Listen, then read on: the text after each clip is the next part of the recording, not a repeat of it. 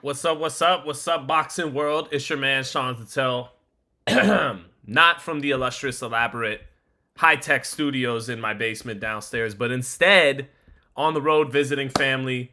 Got the family out and about. They're on a Halloween train, and I had to stop by this house to catch the fight. So let's get right into it. Round two of Alexis Barriel from Montreal, Canada, fighting Guido Vianello. Good heavyweight scrap right now. Vianello hurt Barriere at the end of that first round.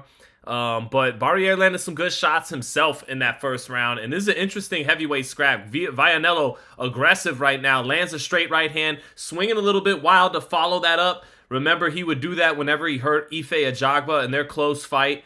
But Vianello wasting some energy there after landing the lead right hand, and Barriere with a good counter uppercut that shook up Vianello, who's keeping a good poker face, but I saw a reaction there for a moment from the legs of Vianello. So this is a good heavyweight scrap in the co-main from Philly. Barriere, undefeated Canadian heavyweight, 12-0, 10 knockouts. Guido fought the much better competition, been razor close against Ife Ajagba. Went the distance with Richard Torres earlier this year. They exchanged. Vianello getting the worst of that exchange, eating a left hand from the southpaw while landing a shot of his own. And that's the second time I've seen Vianello react to a shot this round. Vianello got to be a little bit more composed there. Vianello got to be a little bit more composed, use his jab, and slow it down just a tick. You know, he looks to be anxious in there. Lands a good right hand on Barriere, who circles out to his left. Vianello jumping in with shots, reaching with shots a little bit right now. Barriere trying to keep his base, little shuffle steps around the ring and, walk Vianello into something. Straight left hand falls short there from the southpaw, Alexis Barriere. Barriere stepping over to his right. Vianello missing with a right hand and tying up. And Vianello's let a few of his fights get ugly with his clinching. More clinching right there on the inside. Minute left in the round. Let me say what's up to some people. What's good, Mark? What's good, Kyoto? What's good, Rick Timms? Nostalgic. Bebop Jones said go Niners. Who? Mac Jones? The Niners, man. Surprisingly 4-1. Oh, Barriere, 2 counter shots. Barriere is starting to have some good counter punching against Vianello, even though he's the shorter guy. Vianello is not fighting with a great sense of distance. He's falling in with shots at times. And right there, Barriere kind of walked him into a counter, straight left hand, right hook. Now Barriere ducks underneath, 2 shots. Nice 2-1 by Barriere in the center of the ring, and a chopping left hand to follow it up. So I like the cleaner work by Barriere this round, and I don't like what I'm seeing from Vianello energy-wise. Straight left hand knocks up the head of Vianello, little over 10 seconds left in the second round.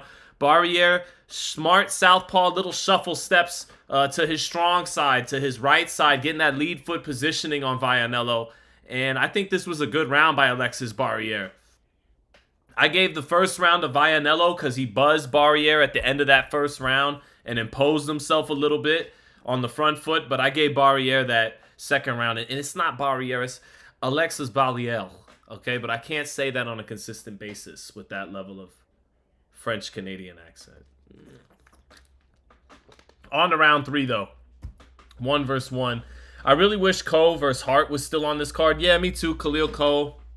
Even though Jesse Hart's seen better days, the Philly veteran, I would have liked to have seen what we got from Khalil Coe. I know he's big stepper.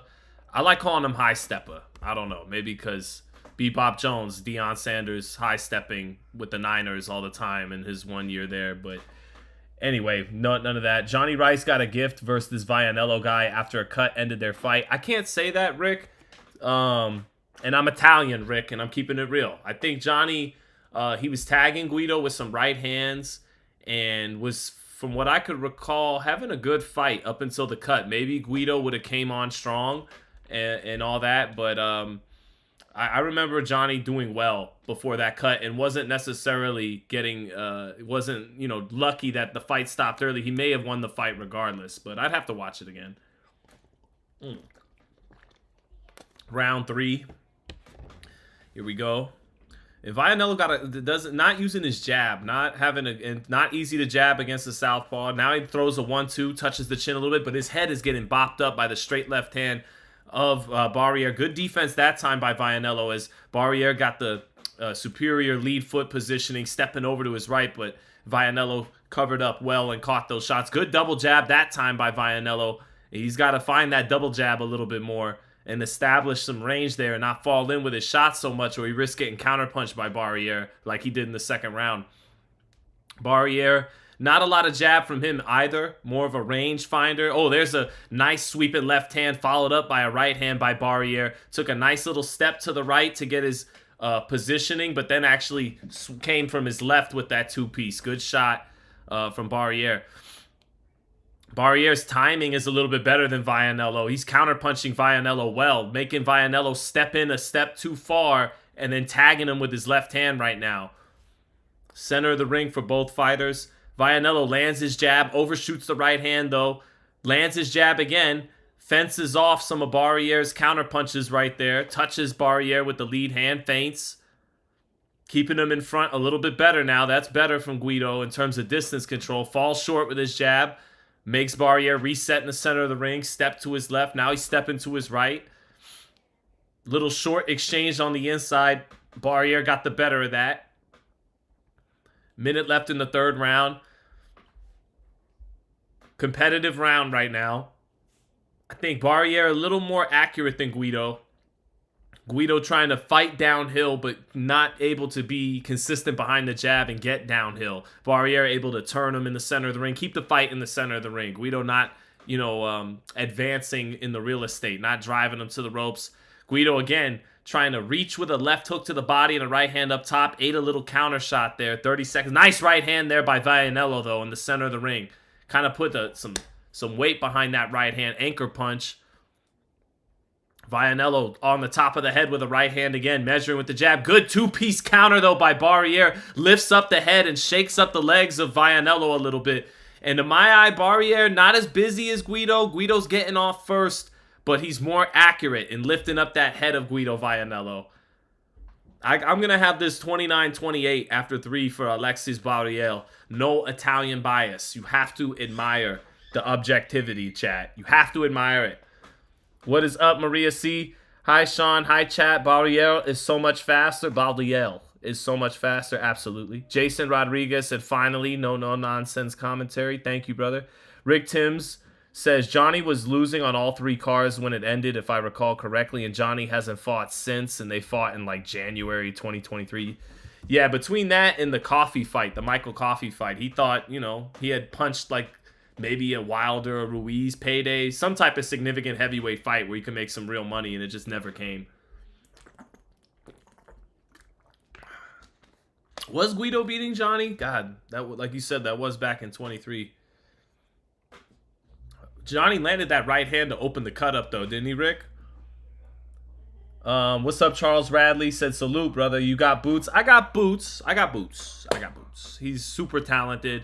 But who knows, man? This is why they fight the fights. Lima, his only loss at middleweight was to Aaron McKenna, a weight class higher than this. And McKenna, not the talent Jaron Ennis is, but maybe more disciplined than Ennis is, with a lot less firepower and talent. But on to round 4, Vianello landing a heavy right hand and a heavy left hook. He's got Barriere shaken up. Barriere goes to the canvas with his legs a little shaken up. No knockdown, kind of thrown off balance. 30 seconds into this 4th round. And Vianello landed some really good shots to get himself going. Nice sweeping right hand to the body by Vianello. Vianello's squaring his feet up in the center of the ring, trying to sweep his right hand, taking chances. Vianello taking chances, but trying to fight downhill. Not accurate, getting Barriere against the ropes. Barriere clinches him, gets back to the center of the ring. Vianello, a little bit of swelling since the 1st or 2nd round around his left eye, but he's trying to impose himself and take the experience of being in there with better competition and kind of impose that on Barriere, who hasn't fought at this level as a pro yet.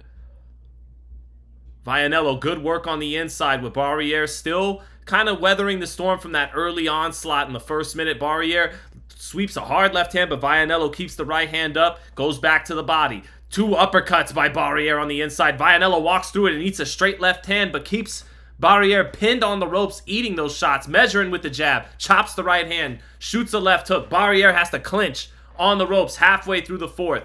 And now a deep breath from Barriere. Hasn't went too many rounds at this level. Sweeping left hand lands for Barriere, but Guido taking one to land one. Shoots the right uppercut. Guido taking chances, leaving his chin exposed, punching with both hands, but fighting with a lot of guinea balls. Eats a jab from Barriere, knocks his head up, and that is a problem for Guido in this fight. When he eats a shot, it's snapping the neck around. Barriere keeping his chin tucked a little bit more. But Barriere's going to have to fight through fatigue and punch with Vianello. 2 straight left hands by Barriere, and Vianello pawing with his jab, walking through those left hands, but that's dangerous stuff for the Italian. Straight right hand, left hook lands, and Barriere's hurt. Barriere against the ropes. He's fatigued. Vianello loading up with shots, holds behind the head and lands a right uppercut. Ref didn't see it. Vianello, right hand, left hook. Down goes Barriere against the ropes. The waters, even though it's only the 4th round, they started to get deep for the Canadian. Alexis Barriere tired in a real heavyweight fight against a real heavyweight. I don't know if he wants to keep fighting. Referee's saying, come on, he's up. Referee resumes it. Vianello follows up, lands a straight right hand. Vianello fighting with a lot of desire and balls tonight. Take straight right hand, lifts up Barriere's head. Barriere clinches against the ropes. And the referee thinking of stopping it. And he makes it out of the 4th round. But Sugar Hill Stewart, the great trainer, looking at Alexis Barriere. And he looks spent. Looks like he's never... That was experience starting to play a role there. And conditioning, lack thereof, of Alexis Barriere. Guido bullied him, punked him a little bit that round. Guido, his legs have been reacting to the well-placed counter shots that he's been walking into all night. But it's almost like he's playing a veteran mind game on Barriere. Like, those shots ain't shit. You ain't shit. I'm coming downhill. I'm punching with both hands. And Barriere wilted underneath that a little bit, chat. He wilted underneath that a little bit there. Because I had him up 2-1 up until that point. He was placing accurate shots, snapping Guido's head around. But Guido said, let's turn it up. Let's turn up the dial. Let's turn up the heat on this dude who hasn't swum in any deep waters like I have against Ajagba and Torres and other fighters. So that's where that experience showed. Round 5, here we go.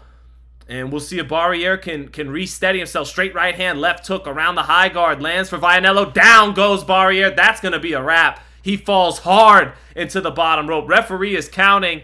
But this is a spent Canadian heavyweight. 7, 8, and that's it. Referee waves it off. KO in the 5th for Guido Vianello, Il Heavyweight de Roma. Il Heavyweight de Roma. There, good stuff by my paisan, Guido Vianello. We weren't being biased, chat. We had him down 1 point heading into that round. But you know what he did? He let the big Guinea Gabagool balls hang. He let them hang down there in Philadelphia. He said, all right, use up around. You's landed some counter shots here and there. I'm falling in with my shots. Don't worry about it. You haven't swum in no deep waters, kid.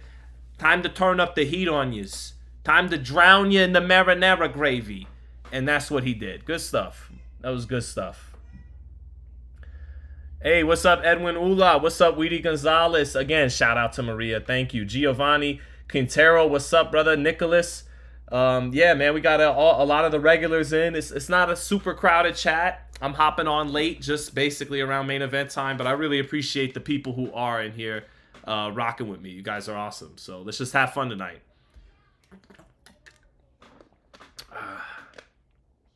He gave him the old pepper and egg sandwich there, Weedy Gonzalez. Yo, Sean, what do you think about that Undisputed Championship pack? I'm actually happy you asked. I think I'm going to... Look, I know I've been one to say I'll stream and then not do it, but I think I'm going to stream on the 28th, and they're going to reset all the records to 0-0. Let's take a quick look at this replay, though. Vianello did good little subtle crafty things with his combinations. Even when one shot wouldn't land, sometimes he'd leave one hand, usually that lead left hand, he'd leave it there to just... 1 or 2 times he held the back of the head. You know, Bernard Hopkins was so good at that. He held the back of the head and landed an uppercut off of it. But he just started punching with both hands, and he fought with a level of balls and ferocity did Guido Vianello. He was actually getting, walking into shots a little bit in that fight, but he turned up the dial, and Alexis Barriere couldn't match that intensity and output and conditioning from Guido, who's a good athlete, who was a good tennis player back in Rome, solid athleticism, good feet at 6'6".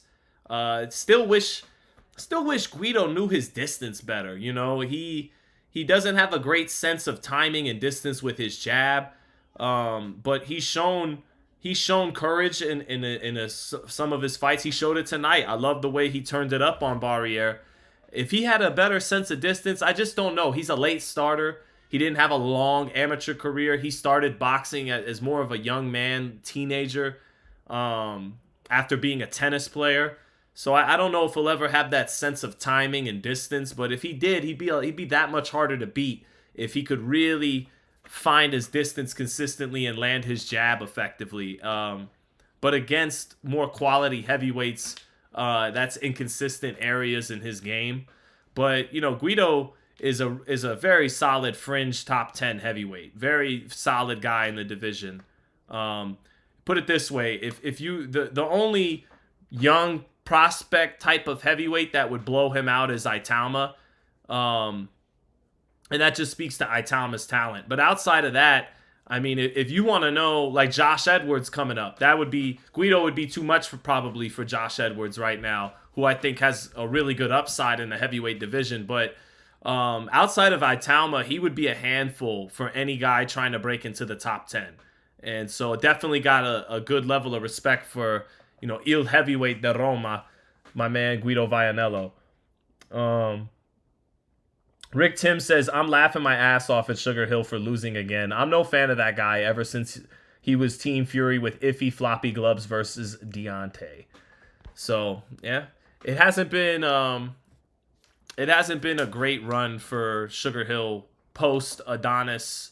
Everything beyond Tyson Fury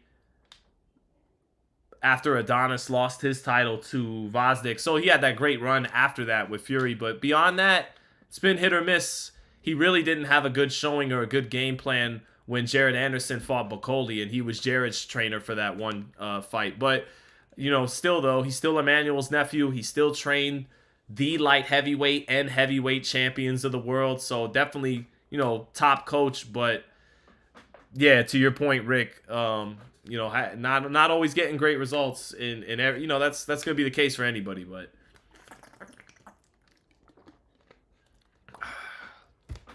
some of the shine of his star has dimmed a little bit lately.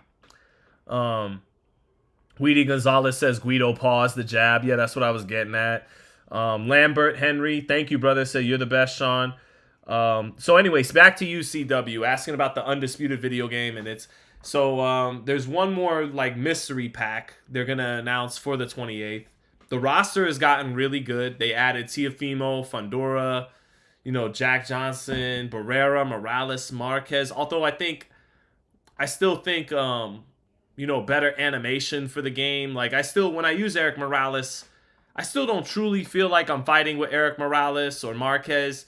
Canelo, they got him down pat. His animation is wonderful. Crawford fights a lot like Crawford. You can emulate Crawford in that game. Holmes, Muhammad Ali. So Marciano, they got Chavez. They got some guys down, but other fighters not as much. I'm looking forward to whatever gets announced on the 28th as the new DLC pack. And I think I'm going to stream on the 28th because everybody's record gets reset to 0-0. So why not, I don't win nearly as much as I did when the game came out and when the game was on PC and early access. They've tinkered with it and patched it so many times that I don't exactly know what the meta is of the game anymore. And then guys spam a million punches and run out of stamina by the 5th round, but you can't really punish it because they only let ranked fights be 8 rounds. So those guys who empty out all their stamina in the first 5 rounds, they tend to build a lead on you, and you have to rush punishing them for doing that. You only have a couple rounds to work with after they shoot their load.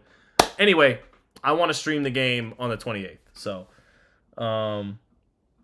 for sure. They need to concentrate less on names and more on punch tracking. I agree. Little things like that are inconsistent and jank in the game.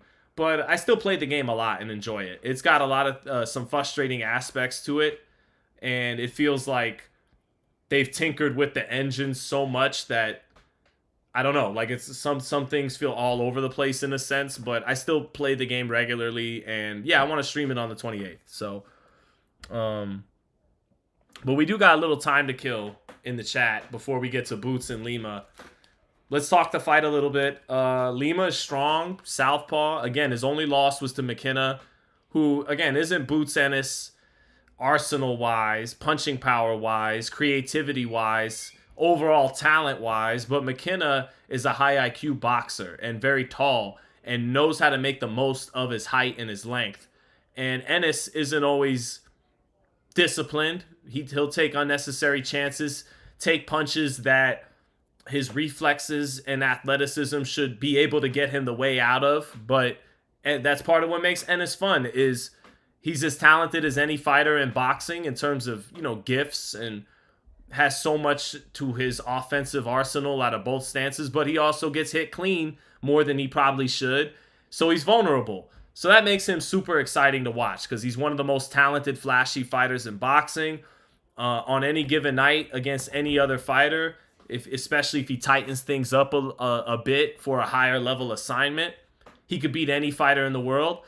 But because of his flaws and some of the chances he takes, it makes me open the door ever so slightly for even a challenger like Lima to have a crazy Baldemir Judah type upset or something like that, because Boots gets hit, and this is a big, strong, sturdy, stout 154-pound southpaw who seems to be coming to the fight with balls and coming to win and not to lay down. He doesn't move his head a lot. He's slower than Boots. He's typically there to be hit. But this is a guy who's very strong. What he reminded me of, you could only get this reference in this chat, in this live. What he reminded me of was Sugar Ray Robinson talked about Randolph Turpin, who upset Sugar Ray. This is the play here, okay? If we're gonna get an upset, think this.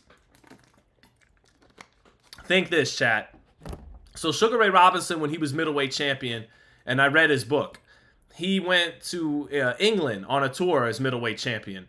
And he wrote, the one thing I forgot when I went back to the United States, unfortunately, that I left with, that I didn't come back home with, was my middleweight world championship. And that was because he lost to a big underdog in England called Randy Turpin, who was a British fighter who, like Uisma Lima, was not in the same ballpark of overall talent of the great Sugar Ray Robinson. But one thing Randy Turpin was in absolute dog shape. He was, like a statue. He was super ripped in great, tremendous physical condition to make up for a huge gap. And Sugar Ray Robinson, underestimating him overseas in England, he noted at the weigh-in, he wrote in his biography, he goes, I noticed that the dude was in shape and that he was in better shape than me. So I knew then I had a fight on my hands. He wound up losing to Randy Turpin and then knocked him out, I believe, in a rematch in America to win the middleweight title. But point being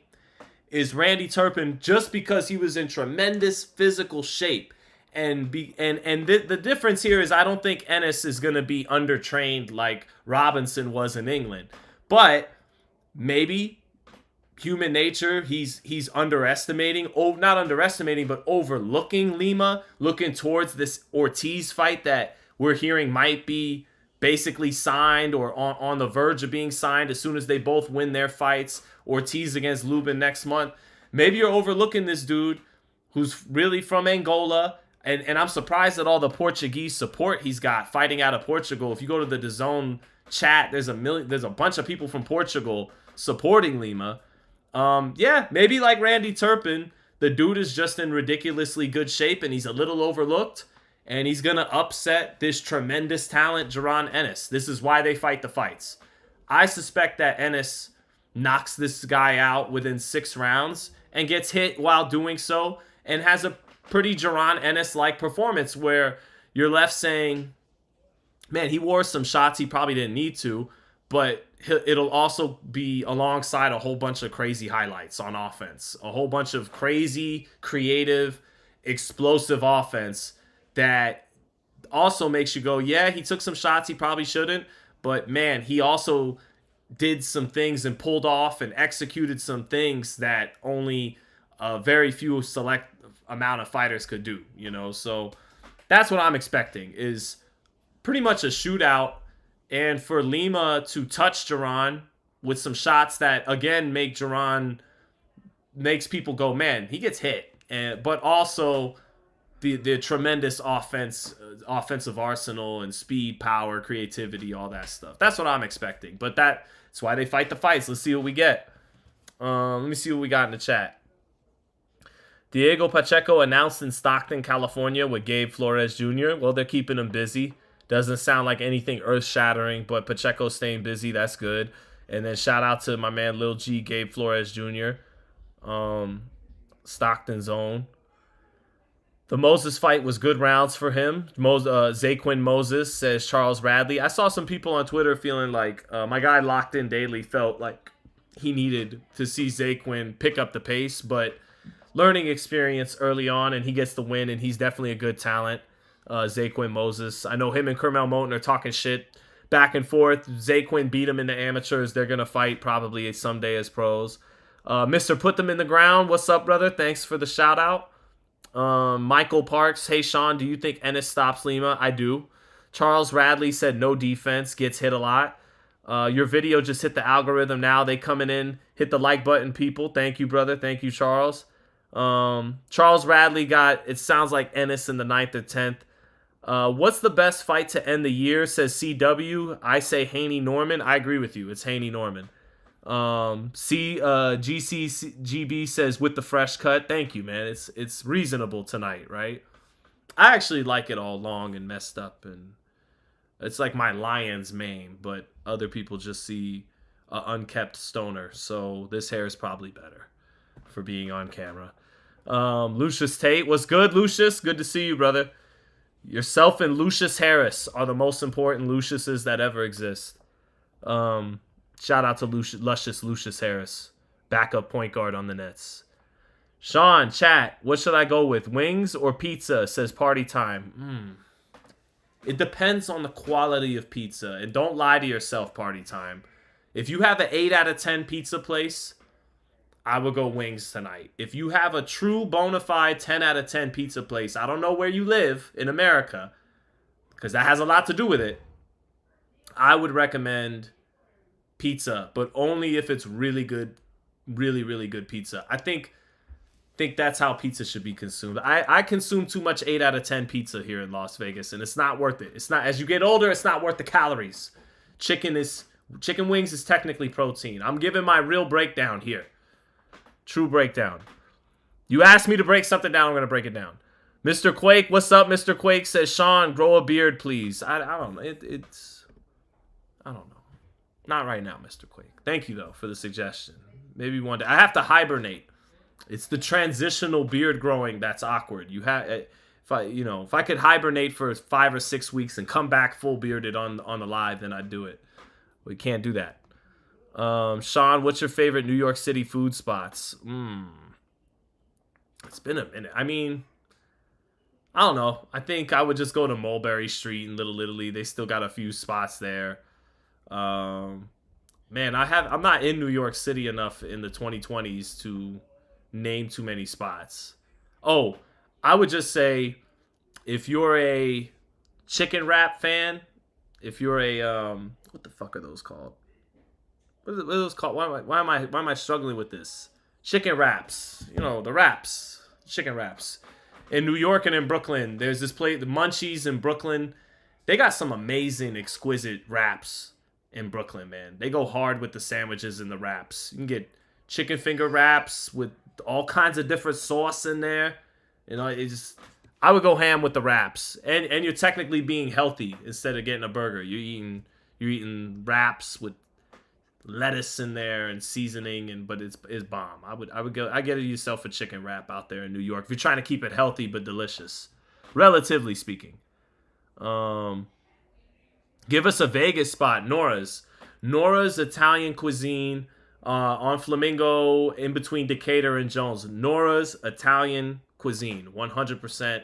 Maybe the best Italian food in Vegas. I've taken a lot of boxing people to Nora's and they all love it. Everyone I've taken there has gone back there on their own when they're in town for the fights. So I would recommend Nora's 100% over anywhere else. Also, it's expensive, but in the spot I go to more recently a lot is in the Park MGM. They got a whole section called Italy, and they got a restaurant that's a little pricey, but it's called La Pizza e La Pasta. They got cacio e pepe, that's fantastic, and they got when it's cold weather time, fall and winter, they got ravioli de zucca, which is amazing. These are like delicacies that are really on point. So I would recommend those two spots, Nora's, and then inside of Italy, La Pizza La Pasta. So is Donna Maria still in business? Best tamales? That is, yeah, they got I'm not a huge tamale person, but everybody that likes tamales, Donna Maria's is still really good. Yep.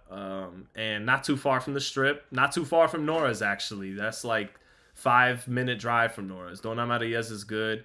I'm more of a taqueria guy, though, when it comes to Mexican food. I don't know. When I sit down at a Mexican restaurant, this is all pure boxing talk, isn't it? Hey, Eddie Hearn and Chris Mannix are killing time before the main event. I'm killing time before the main event. Anyway, I'm more of a taqueria guy. I like my street tacos, my burritos, maybe a little something beyond that, here and there, a carne asada bowl with my pico de gallo and guac and everything. But if I'm gonna sit at a restaurant and they give me the full entree, I don't know. I like my Mexican food more from taquerias, quick shops, than I do restaurants. That's just me.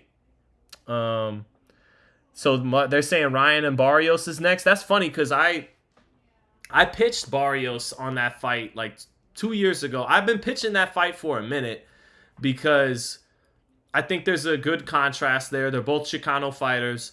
Mario is Texas. Ryan Garcia's California. And there's a difference there. There's a difference to that variant in Chicano culture. It's a little Tex-Mex versus a California Mexican. And even in California, there's a difference between an up north or in the middle from Fresno, that rural area, where the cherry pickers came from and people working in the fields. That's a different kind of Chicano dialect as it is up north in the Bay Area. They got their own swag. And then, of course, Southern California is like the most, famous swag of that Chicano area. But Tex-Mex is different.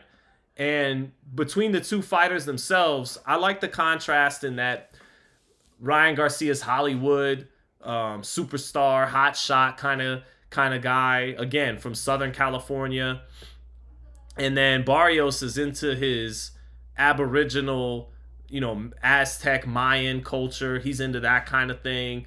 Kind of got that Che Guevara mindset. I think that's kind of the political rabbit hole he's down. And meanwhile, Ryan's like the Hollywood hotshot Southern California guy. And there's a contrast there. Ryan is more of an extrovert, outwardly charismatic, loves the camera. Barrios hates doing interviews, is more shy and introverted. And then Barrios has something Garcia does not have. He has been a world champion. He's won the WBC world title. Ryan has what he doesn't have.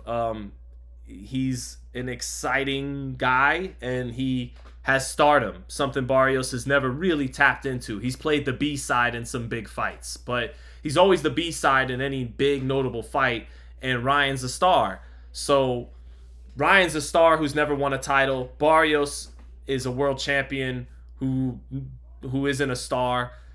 So, and then the contrast that I laid out between their backgrounds, I think it makes for an interesting fight. And then the fight itself, right? Beyond all that other shit I said. Ryan, even though he started at 35, is a big dude. I think there's no size difference there. Barrios is a more disciplined fighter. He keeps himself thinner in between fights. Seems like he lives more the life of a fighter than Ryan. But he isn't the talent that Ryan is. He wasn't blessed with the level of speed and power that power speed mix that Ryan has, but he's much more disciplined with his distance control, and he seems to live the life of a fighter a lot more. So it's an interesting contrast. A talented guy who's not always disciplined against a very talented guy who's not the most talented. A very disciplined guy who's not the most talented. I've made my point, right? Interesting fight. So that's that. But hey, what's up, my man, Marcus Hayes? What's up, man, Marcus Hayes? The I'll say underrated Marcus Hayes, who's too busy just being a grown-ass man to soak up all the shine that he gets from doing great interviews on Fight Hub. But salute to my brother in the field, Marcus Hayes. Man, much love to you, bro. So here we go. Tail of the tape. Uisma Lima, 5'8", 153 at the weigh-in. Boots, 5'10". Boots is 28 now. And I hate that he's almost 30 and isn't a great fighter yet. Hasn't even had the opportunities to show if he's a great fighter yet. A lot of that not his own doing, management-wise, early in his career, fighting on ShoBox, and then signing with Showtime. But then the last couple of years, some of that blame falling at his feet. You know, reportedly turning down fights with Tiafimo, not opting to have a second round of negotiations with Brian Norman for a big fight at welterweight. Norman turned him down. We know that the first time. And then even things I've heard in the business, like he could have had Tim Tszyu to kick off PBC on Prime in last year in 2024. And then the Virgil Ortiz fight that he apparently had offered before their newest round of negotiations that he turned down. So just a super talented guy that as he nears 30, it's disappointing, the resume. But, I mean, all is not lost. He's right in the middle of his prime, maybe his peak. And he's got the promoter now, and sounds like the Ortiz fight, which to me hasn't been built up properly, because if they fight next, it's for an interim title. Those two fighting with the right build-up should have been a summit meeting for a unification in a division. But it's a great matchup anyway. We'll take it how we get it in their primes. Here comes Uisma Lima. Got a lot of support from Portugal. Tough, strong fighter, born in Angola, down there in the continent of Africa, comes into the ring now. All business. Makes his way into the ring quickly. Doesn't really soak in the ring walk. None of that stuff. All business. Goes in there. And he's supposed to be made to order. He's supposed to be an aggressive fighter without a lot of defense, who will be there to be hit, to allow Jaron to be the anti-Karan Chukajan in their first fight. To be the anti-that. To provide the foil, to allow Ennis to show off everything he's got in his arsenal. But that's why they fight the fights. Maybe if this guy gets going downhill and Ennis's defense is leaky, then we have drama in Philly. And maybe a crazy upset can happen. But this is supposed to be a showcase for Jaron Ennis in his debut at 154. So now everybody in Philly gets to their feet. And Jaron Ennis set to make his ring walk now. Let me read some stuff in the chat. What's up, Fleet? Says, I like to show up here and there for certain fights. Appreciate you, bro. CW said, Sean, this era wants the bag. They don't want to be great and legends. They think they're stupid for taking tough fights. Here comes Boots. All right, chat. Tell me how corny my idea is. I think it's a great idea, but I'm biased. Here we go.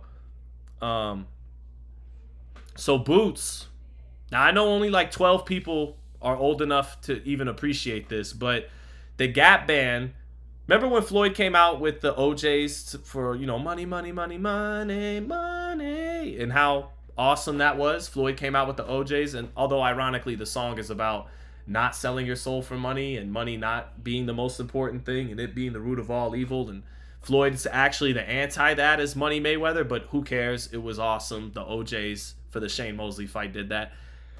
I have an idea. Boots should bring out the OGs, should have the Gap Band, and come out to this. Upside your head, say oops upside your head. But instead of oops upside your head, they say boots upside your head. Say oops upside your head.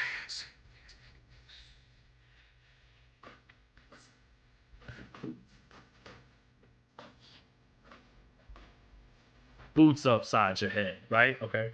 You can sing it along to yourself. I'm not. Boots upside your head. I said boots upside your head. Boots has got to earn this song in the post fight. I'll only play this song if Boots shows out in the post fight. This is our custom ring walk music for Boots. Boots. Okay, here comes the ring. Boots upside your head. Said boots upside your head. Boots upside your head. I like my ring walk better for Boots right now. If you're watching the fight, mute the fight and put this on. Set Boots. I'm not baked right now, Tay. I'm not baked. I promise. Seriously. Boots upside.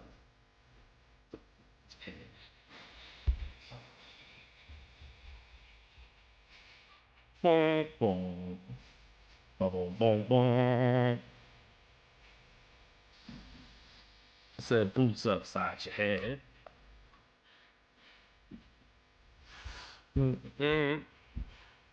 Don't believe that I wanna dance. Don't mean that I don't want to. There you go. But no, don't listen. No, I try to say Shakur should come out with Redman. I try to say Naoya Inoue when he fights in America should come out to Simon Says from Pharaoh Monch. And I'm saying Jaron Ennis should come out to the Gap Band. But will they listen, chat? I don't think so. I just want to know if you guys thought it was a sweet idea. That's all. So now Jaron Ennis coming out to the my dad loved that song, said Mr. So we go. Tay-Day, good to see you, brother. Let's see. Bebop, I thought it was a good idea. Low-key fuck with it, says Giovanni. I think it's a good idea.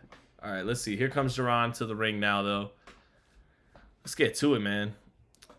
It's a Lima tune-up. Let's get to the ring, champ, and see the work already. It's not... We don't need the most epic ring walk for this one. All right, what's he coming out to? What's he coming out to, chat? I don't want to get copyright. If anyone's watching in the chat, what's he like? Some Philly rapper? All right, or I have another one. Boots should come out to the Roots. Do You Want More from 1994. It's a man of culture. Yeah, why is Jaron coming out with the Cowboys font and colors? Someone noted that in the chat. You're right. He is literally coming out. He's literally coming out with the Dallas Cowboy colors and font. That is literally the Cowboys font on the robe. Interesting. It looks good, though.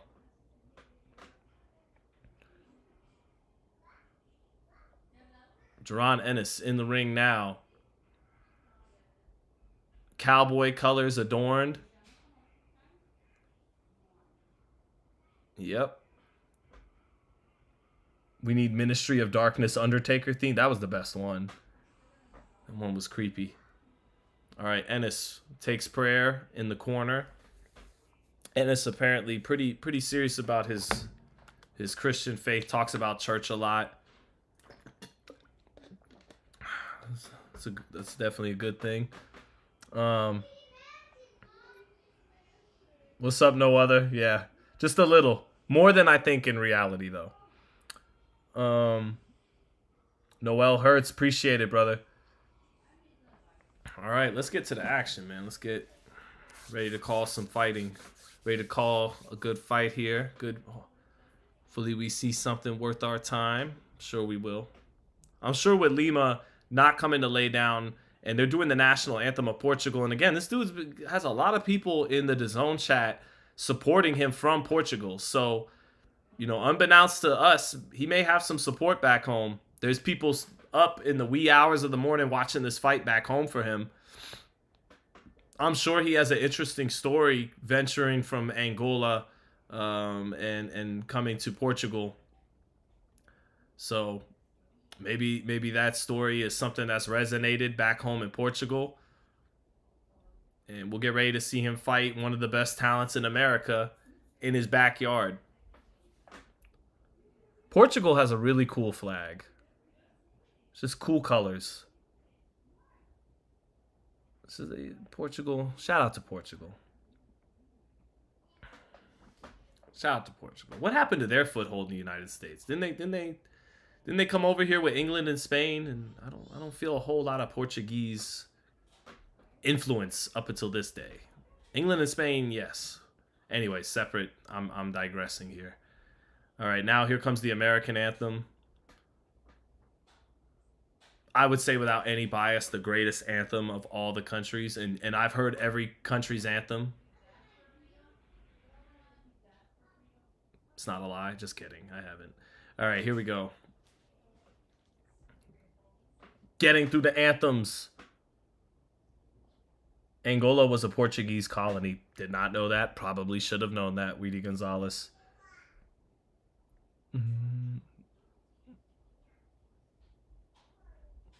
Boots fighting a Walmart shelf stacker. Ian, we will see. We will see. Dude's strong, man. Again, this might be his Randy Turpin. This dude, I mean, Mannix did point out, to Mannix's credit, man, that this dude has had rounds where he's thrown 100 punches around. You know, if Ennis's power, this is why they fight the fights. If Ennis's power isn't as hot, doesn't have the effect on these guys at 54 that it did at 47. If Lima has a very sturdy chin, very durable, is willing to punch when Ennis punches, take one to land one, and he finds Ennis, we got to fight. But this is supposed to be, an aggressive fighter who's going to be there to be hit. Even if he's landing some of his own shots, is going to be there to be hit. And that's a recipe for disaster against Ennis. That's probably what'll happen. But let's see the fight, man. Let's see the fight. What am I snacking on? I have this jar of M&Ms that your mother left behind, Samantha. So, it's my wife in the chat.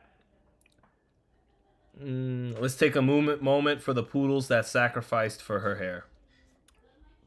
Oh, yes. The yellow. Yep. Or I thought you were talking about her dress, not her hair. I thought you were talking about her dress. Not going to talk about nobody's hair. I am not the guy to be pointing out anything about people's hair, okay? People do that to me enough. All right, let's get to it. Is that Tyrese Maxey in the audience? I think that's Tyrese Maxey.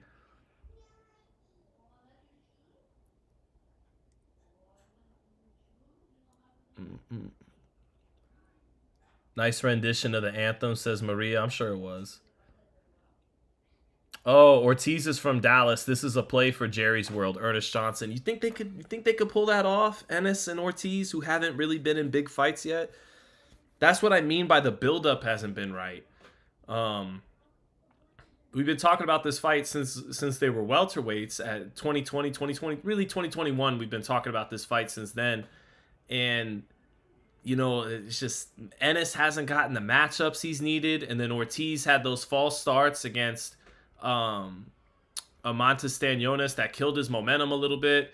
I don't think the fight is at a level, and they've been fighting on DAZN. They haven't been in big fights on pay-per-view or on network television, and I don't know, man. I don't think they can sell out no Cowboy Stadium. It's unfortunate. They're both great talents, and it's a great matchup, but just think the buildup hasn't been it, man. It'd be great. I said this on Sean's a week ago. It'd be great if Boots was able to have beaten a Bakram for the IBF, and Ortiz and Fundora should be fighting next. Instead of fighting, they were about to fight 2 weeks apart, both for the WBC belt. That's nonsensical stuff.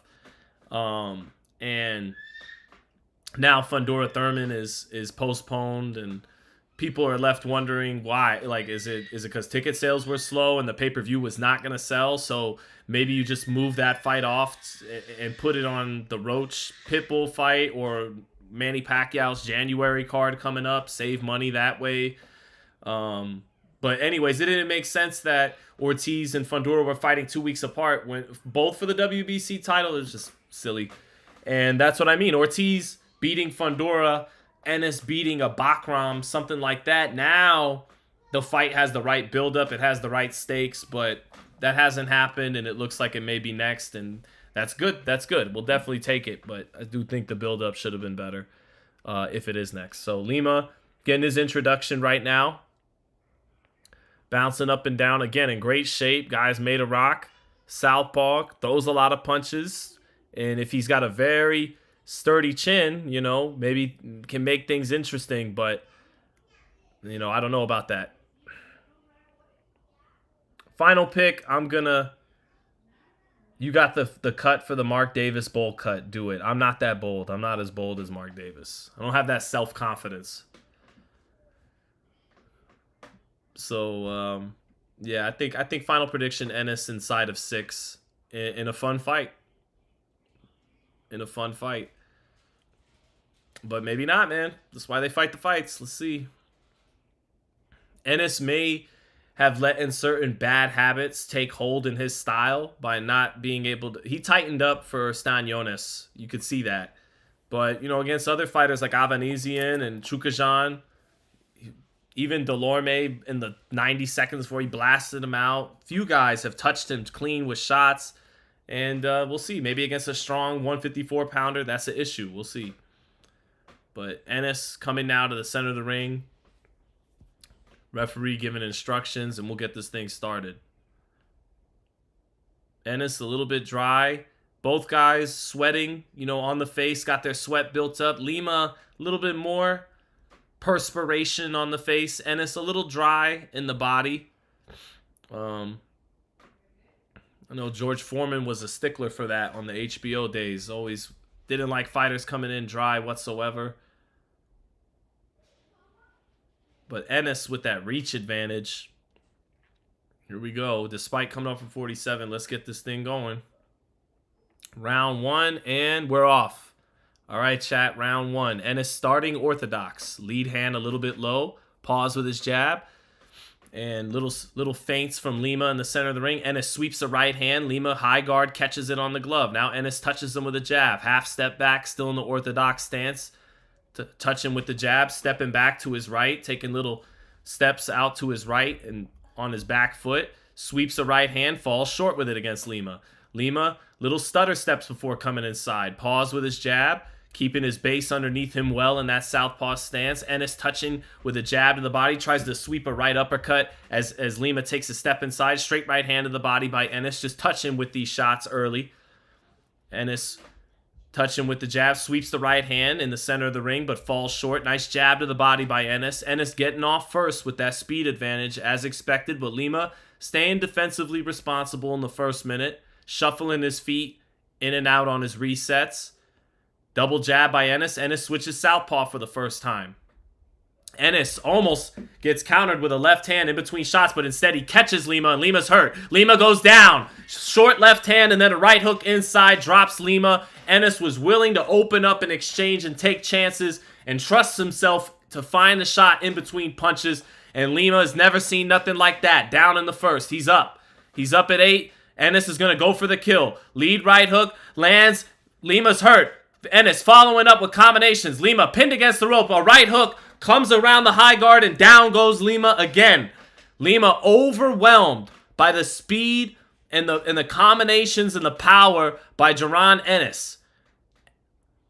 You can find a shot in between, but it's a buzzsaw. It's a lot coming at you at once. Ennis following up with a combination as Lima's up. Lima in the corner, covering up, tries to shoot one shot, eats a right uppercut, and that's it. It was just too many punches to call at once. A quick first round knockout for Jaron Ennis. He overwhelms Uisma Lima, and kind of like what and he gives a tough look to Lima as if to let him know you didn't belong in the ring with me tonight. Eddie Hearn in the ring now with boots, loves what he saw. That was very impressive, but almost too impressive because in taking Lima out so quickly, people will point out, okay, who was that guy you were in there with that none of us heard of? He looked like a guy that you treated him like a guy who none of us had heard of. But very impressive first round knockout. And I've talked about this on Sean's show a few times. You know, Ennis, he takes chances. He believes in his chin. He believes in his his ability to punch in between your shots, believes in his speed, believes in his creativity. And Yeah, there's going to be openings in between all that firepower, but he trusts himself, like Terrence Crawford, to punctuate the exchange. And he's fast enough and good enough with his jab that he's going to initiate the exchange. He's not married to the counterpunch. He doesn't have to wait on you. He has long enough arms, a good enough jab out of both stances, and enough creativity and offense and firepower and speed to get off first. But he's also a counterpuncher, and he trusts he's gonna punctuate. He's gonna have the last word in that argument, in that exchange. And the other guy who's been great at that over the years is Terrence Crawford, and now Inoue does that too.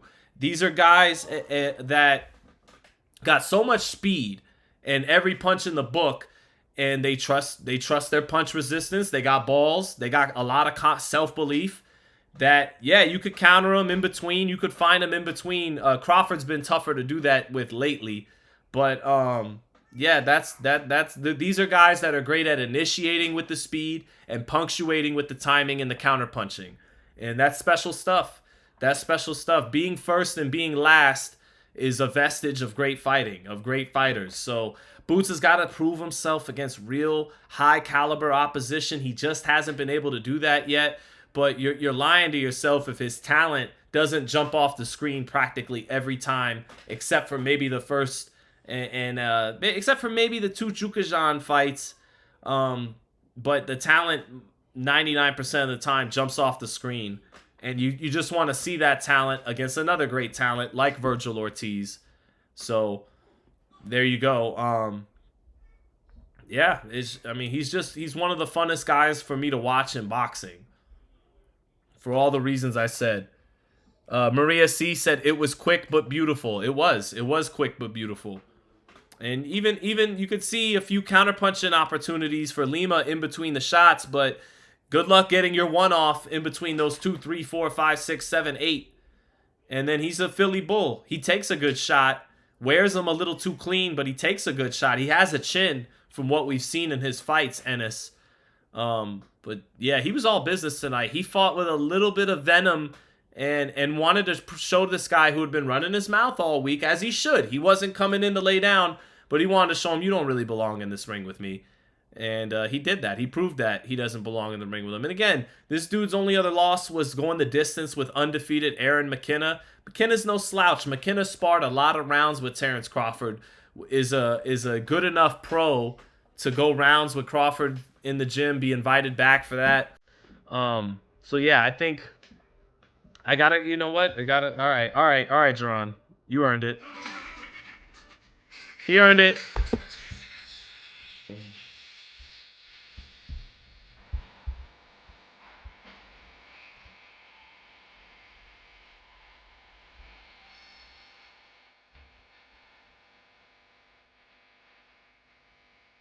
Just get to the chorus, Gap Man, please.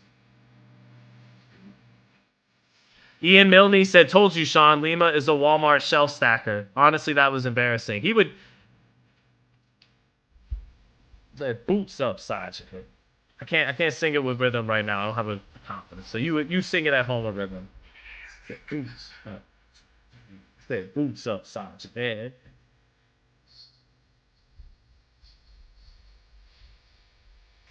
He earned it. He earned it, chat. He earned the Gap Band post-fight celebration song.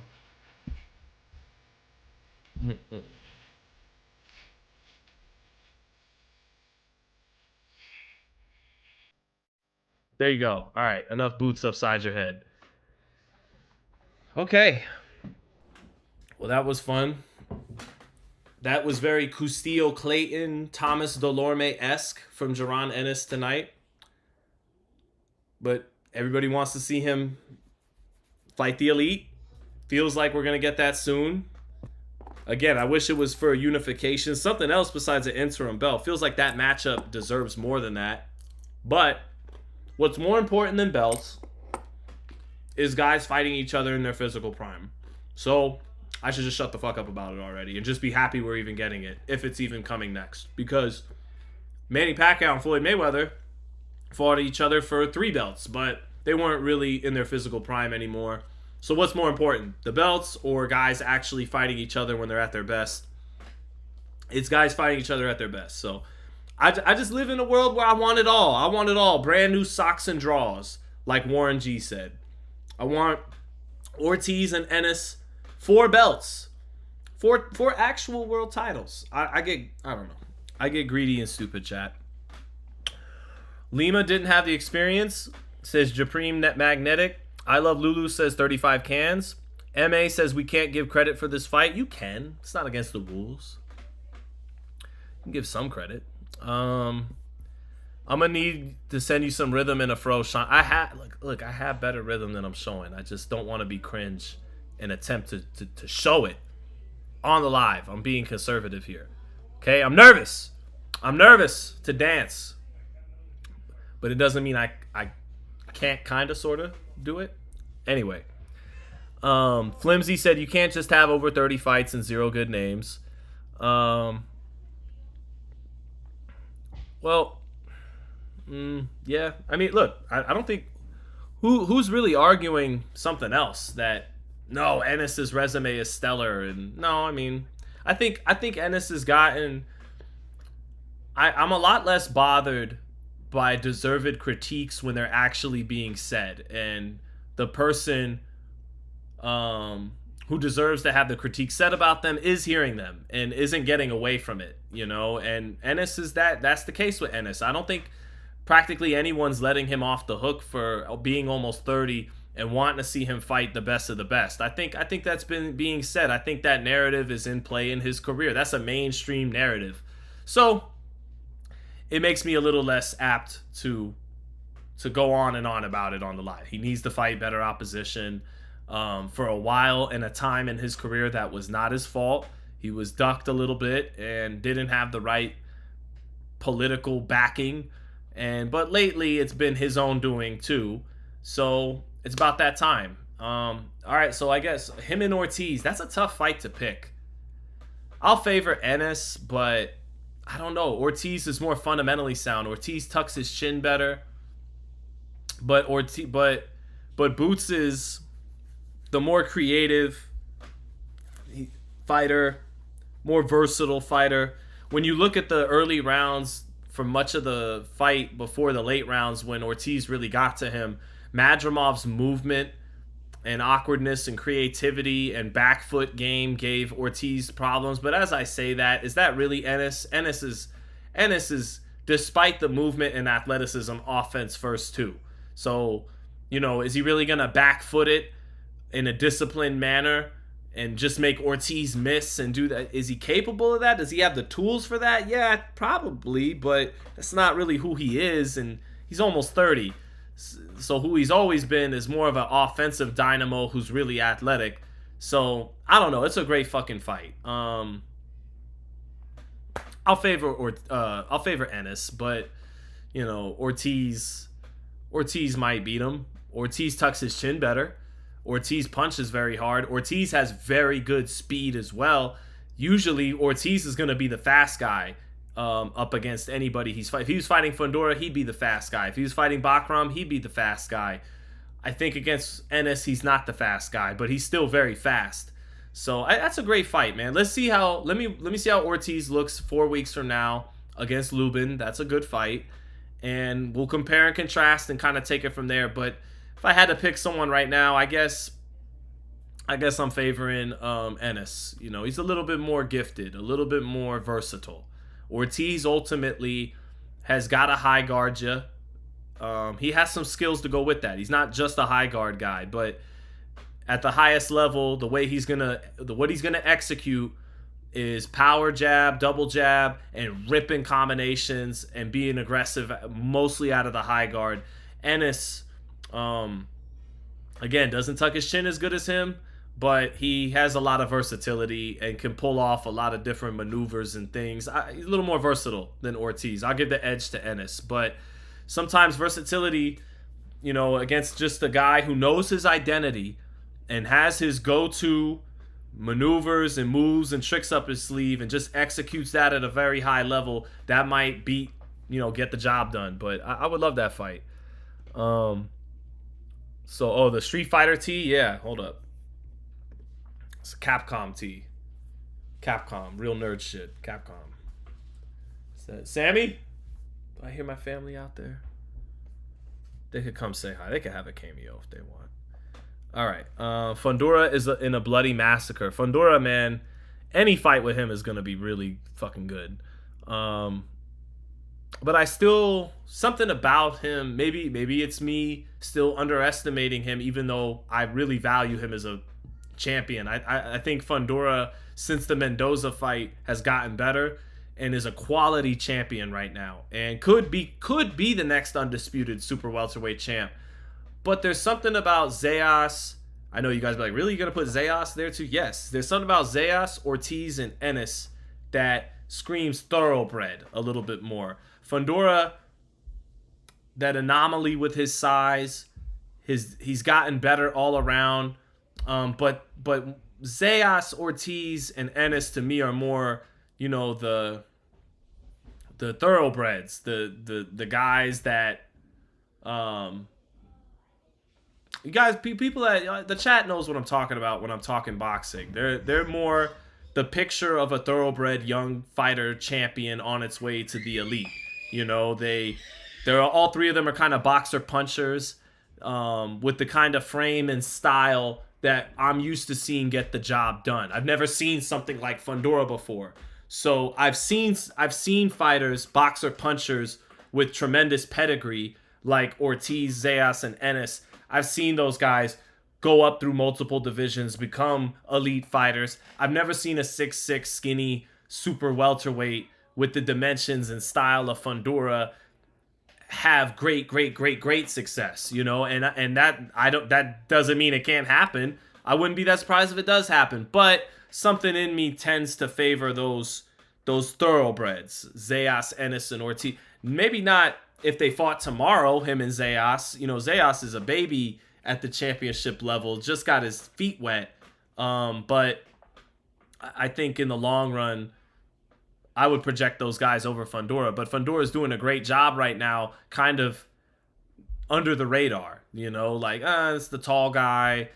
Some people, oh yeah, you know, he vacated to Xander, and you know, he's under Samson and PBC's thumb and all that kind of stuff, and he's about to fight Thurman past Thurman's prime. But Fundora's a bad mofo and might be the next undisputed champion of this division. But my long-winded ass is still saying I favor those three young thoroughbreds a little bit long term.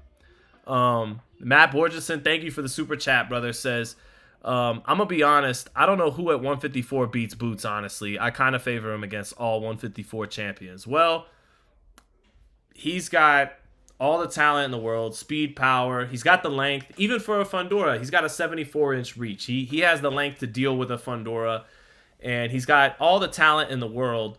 But I don't know, there's still questions there. His defense is questionable. Let's see him get hit by a top flight fighter that has power. We haven't really seen that. Nobody that fits that bill test his chin. And not only can they test his chin with the power, they got a lot better skills than Lima. And then Stan Jonas is a high guard artist who's not a big, strong welterweight. Strong, sturdy welterweight, but not a big guy. Yeah? Oh, I was just saying you can say hi if you want. Oh, okay. Dang, Leo. No. Leo, don't show the muscles, man. I'll show my daughter, though. Okay, come on, Leo. Looking cute. You want to say hi? Look how big my daughter's getting. You guys have seen Leo, but look at little girl. She got the... I'll bring Leo. There she is. This is my little baby. And we're going to read the chat together, okay? We're going to read... Say hi. Say hi.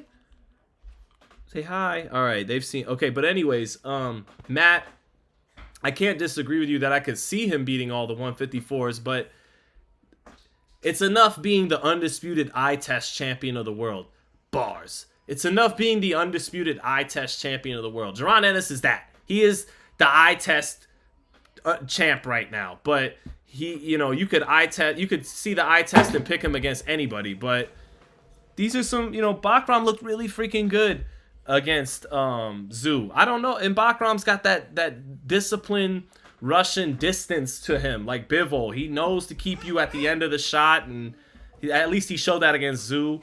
And sometimes Ennis She misses her dad. Devastated without her father. Devastated without her father. We got to see it. You know what I'm saying. You know, Fundora is relentless, and if you can't knock him out, he's going to get rolling downhill over 12 rounds. Zayas, people are sleeping on Zayas, man. You know, he did fade a little bit against Garcia Perez, and he hasn't shown us that Cotto Trinidad left hook, like knock your dick in the dirt Puerto Rican punch, but I think Zayas is good, man, and a good boxer puncher. And then Ortiz, we got to see it. You know, we can't just pick him eye test over everybody. Maria said she got so big. Thank you, Maria. Yeah, she's beautiful. She's an awesome kid. Got a lot of personality, that kid. Tay says Boots hadn't faced any adversity or pressure. I mean, Villa, the night he fought him, was pretty relentless and strong. And I know Villa got beaten up by a much lesser fighter thereafter, but I have a feeling Ennis took whatever that guy had out of him. He took a beating that night. I give him some credit. I rate the Villa performance. I know Villa's never been a champ, never beat nobody, but on that night, I saw, and he upset Rashidi. You know, I give him some credit for that, but we got to see. Xander don't got nothing for Fundora. Well, Flimsy, I'll say this.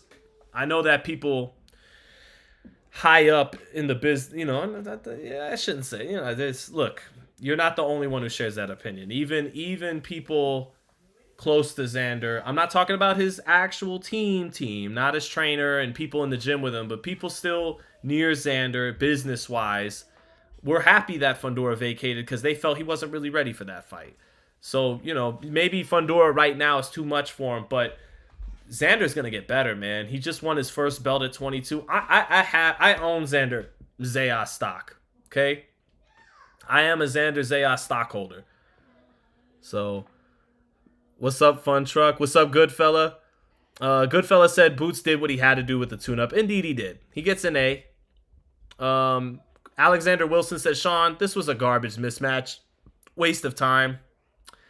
Yeah, it was his Frederick Lawson and his Thomas Delorme. Him and Virgil share knockouts of Thomas Delorme in the first round. This was like, well, okay, all right, Alexander Wilson, to your point, this is what I'm saying. The fight is really good. Boots and Virgil, love the fight. Going to be very excited for it if it happens, but the build-up, right? Instead of these guys racking up titles, becoming pound for neither one's on the pound for pound list. But they're not babies no more. They're 27 and 28.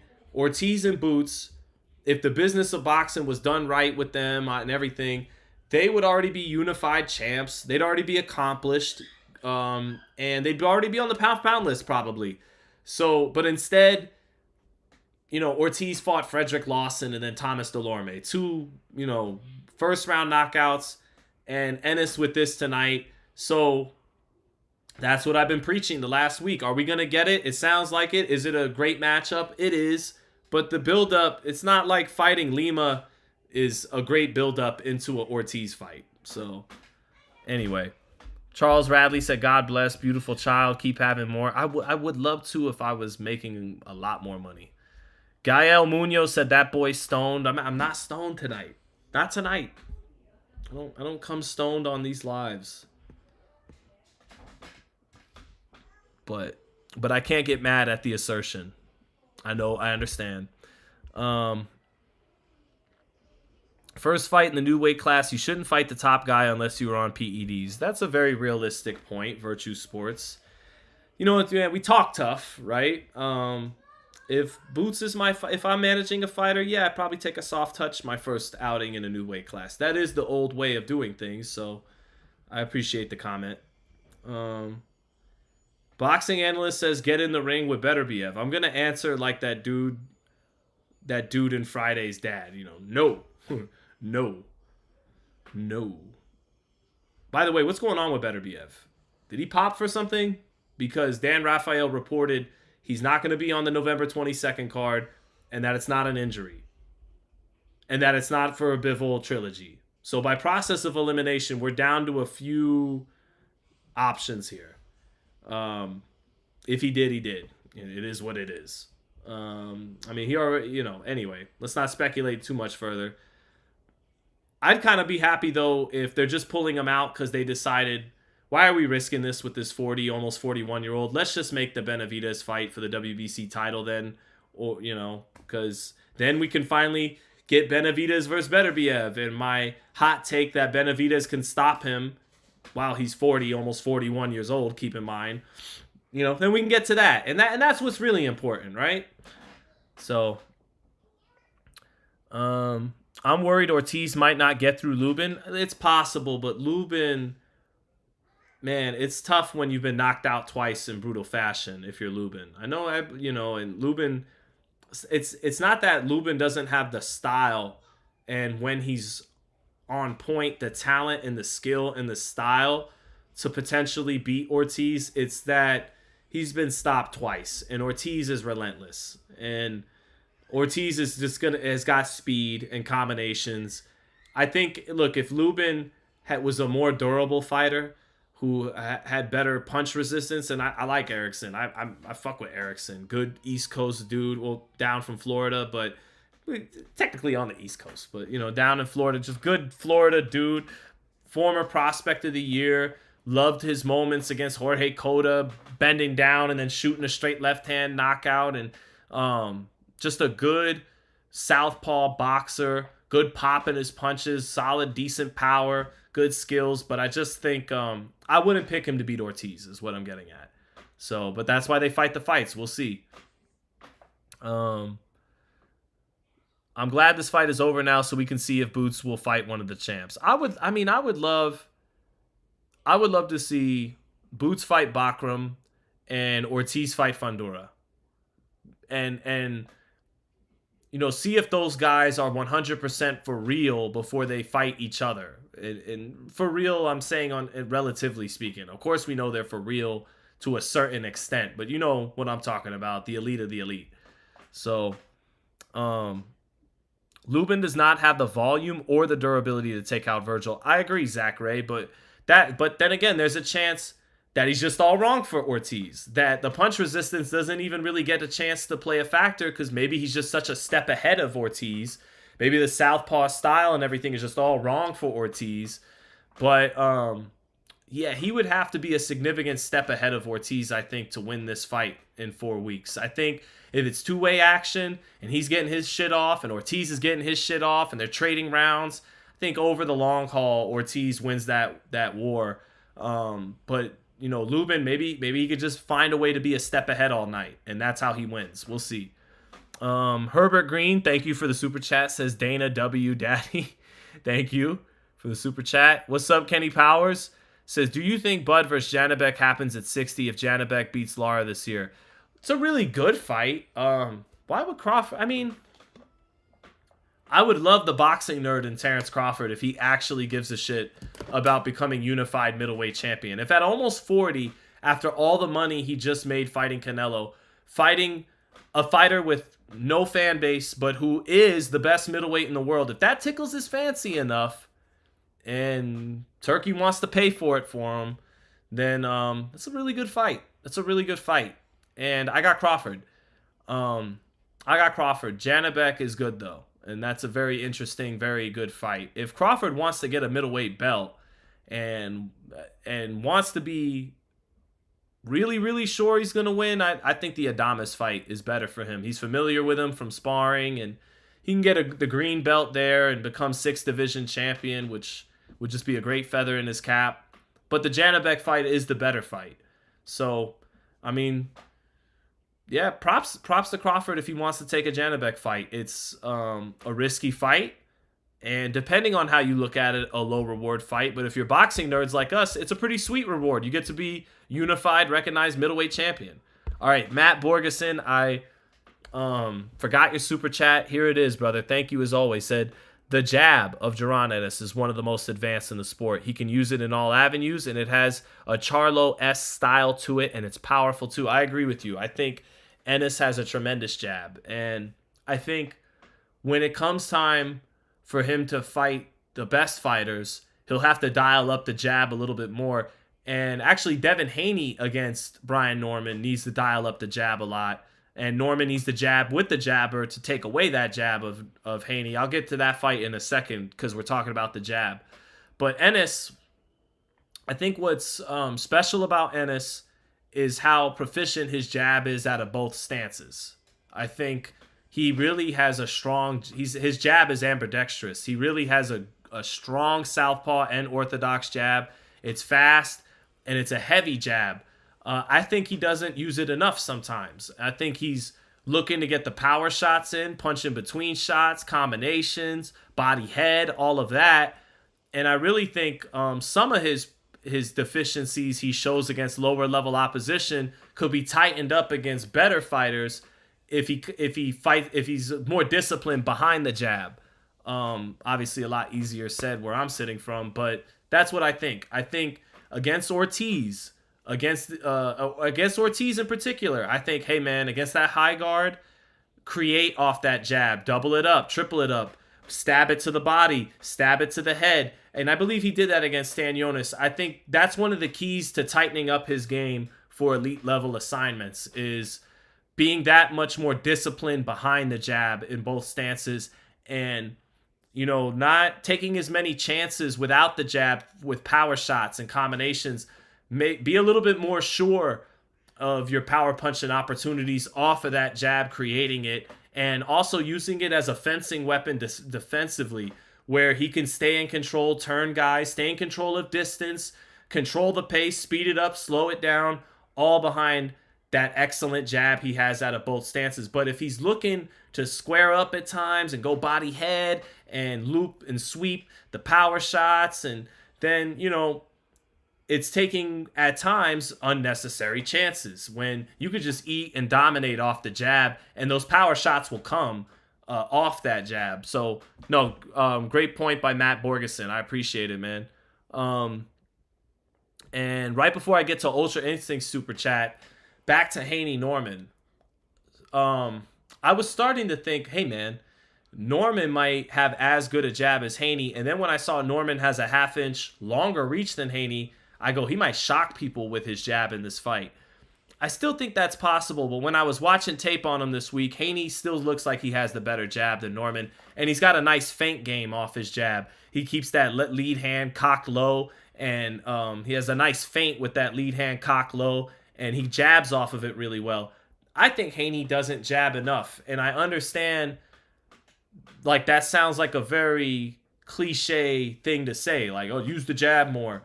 And a big reason why that's so much easier said than done is pull counters and counter punching at the championship level. If you throw the jab out there too often, a really good champion is going to start timing it, start getting a beat on it, and start coming over the top of it and countering it and taking it away from you and making you have to do other things. But that being said, I still feel like Haney's jab has been underutilized sans the first Kambosos fight. And except for maybe the Regis fight too. I mean, even the Ryan fight, he was eating off the jab from rounds 2 through 5. And, you know, just I look at his jab as a team with a good running game. And they want to take shots down the field. He wants to land the right hand. He wants to land the lead left hook like he landed on Ryan in the 3rd round. You know, he wants to counter.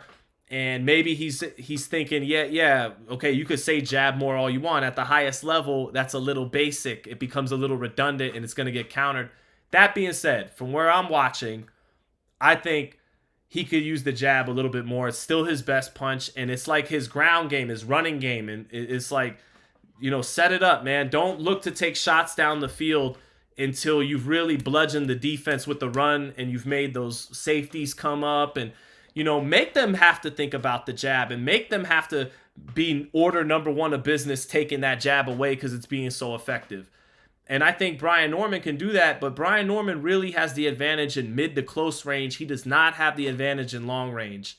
And you know what? Before I get to Ultra Instinct Super Chat, I'm going to go and give a quick Al Bernstein 3 keys to victory for Haney and Norman. So for Haney, jab, and jab some more.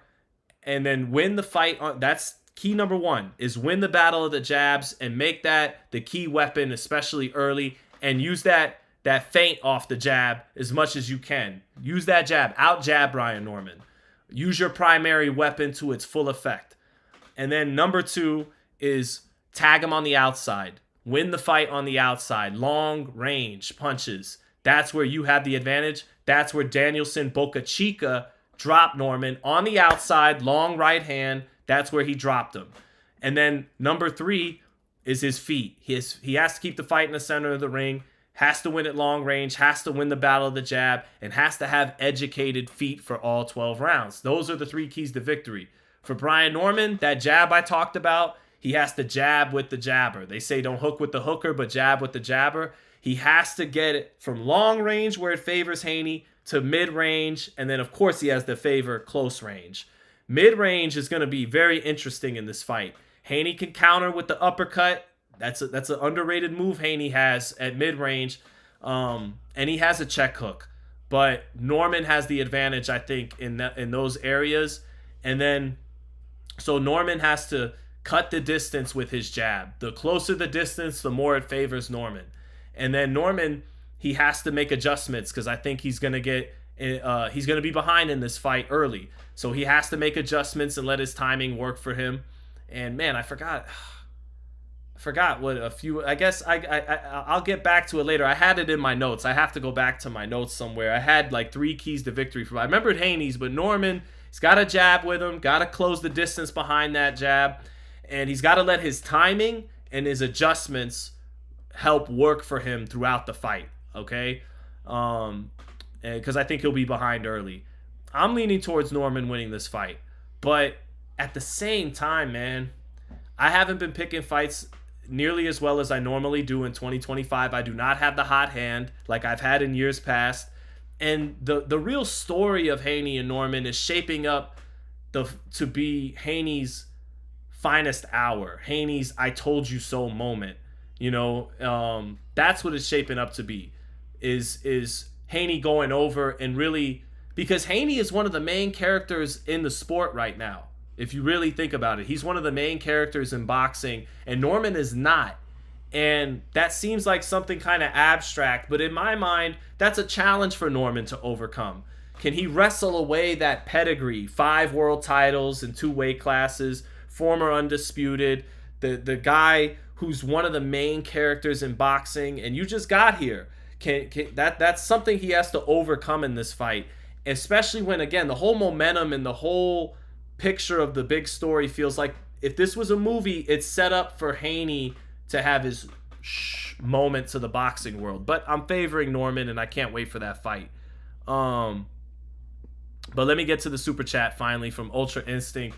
Said, love and blessings to the GOAT of boxing journalists. Love that you went viral with the Dana moment. 1, how was that when you were nervous in the moment? They might never let you in next time. 2, can Benavidez be the pound for pound number 1 one day? Thank you, brother. So the answer, I was scared, and I was really nervous, and my hands were sweating a couple days before straight. Like they even got a little pruny in my fingertips, and then my hands were sweating for many days after I did that, because I think, maybe I'm paranoid, but my subconscious told me that me doing this is gonna piss off powerful people, which I think my subconscious is scared. It picks up on that, and that's why my hands were sweating so much, is that, it looks like I'm being this social justice warrior and grandstanding like Dana said, but I know in that moment I'm speaking truth to power to some very powerful people beyond Dana White.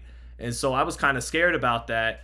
And then also to answer your question, I kind of knew throughout the week before I asked, and I downplayed it in my mind because I didn't want it to be a self-serving moment and all of that. But I said, man, if this goes the way I think it's going to go, this is going to be a big deal. This is going to be a big moment. And it was like a movie. It was like my, 8 Mile moment. My palms are sweaty, knees weak, arms are heavy, and all that. And what happened. And, ultimately, I don't know what will come of that. I did follow up to get the interview, and it's kind of fizzled out since then. And part of me was okay with that. I was on whatever he's on. Like, if he really wanted to do the follow-up interview, I was going to. But part of why I was okay with it fizzling out so far too, and it may still happen, and I'll be prepared for that. I got a whole notes dedicated to that potential interview, but I know I'm going to take the interview in some very serious and potentially dangerous areas. You know, when we talk about Ari Emanuel, and then when we talk about partnering with the government of Saudi, it's going to get heavy if I really let my hands go in that interview and ask the questions I really want to ask. And so I think it's kind of dangerous. So part of me was like, you know, hey, if you don't really want to do the follow-up interview, I'm not exactly super disappointed about that, because I'm afraid of where the interview might go. It's a dangerous thing to sink my teeth into. Anyway, can Benavidez be number one pound for pound one day? I think I wouldn't. I never saw Benavidez as that. I saw Benavidez as a potential Hall of Fame talent, a potential top 10 pound for pound guy. But number one, I don't think he has the foot speed and footwork for that quite. But I think he has tremendous hand speed, tremendous offense, and underrated reflexes on defense and parrying ability. I always saw in Benavidez, like, you know, my hope for him was that he could have the Eric Morales, Marco Antonio Barrera kind of career. Multiple division champion, as high as top 5 pound for pound, a legitimately great fighter who wins and loses great fights against great fighters. Like an actual elite fighter who's always entertaining, and if you put him heads up against the top 10 pound for pound type guys, he can beat them and they can beat him. He's on that level. But number one pound for pound, I never saw that for David Benavidez. I actually saw it for Devin Haney when he was young, and that hasn't panned out. But I saw Benavidez. I always my hope and ceiling for him was being a genuine elite fighter, one of the most exciting fighters in the sport.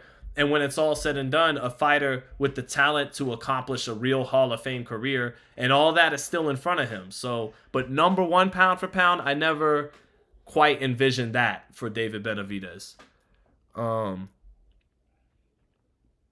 So let's see. Appreciate you, good fella, that sentiment. Let's see.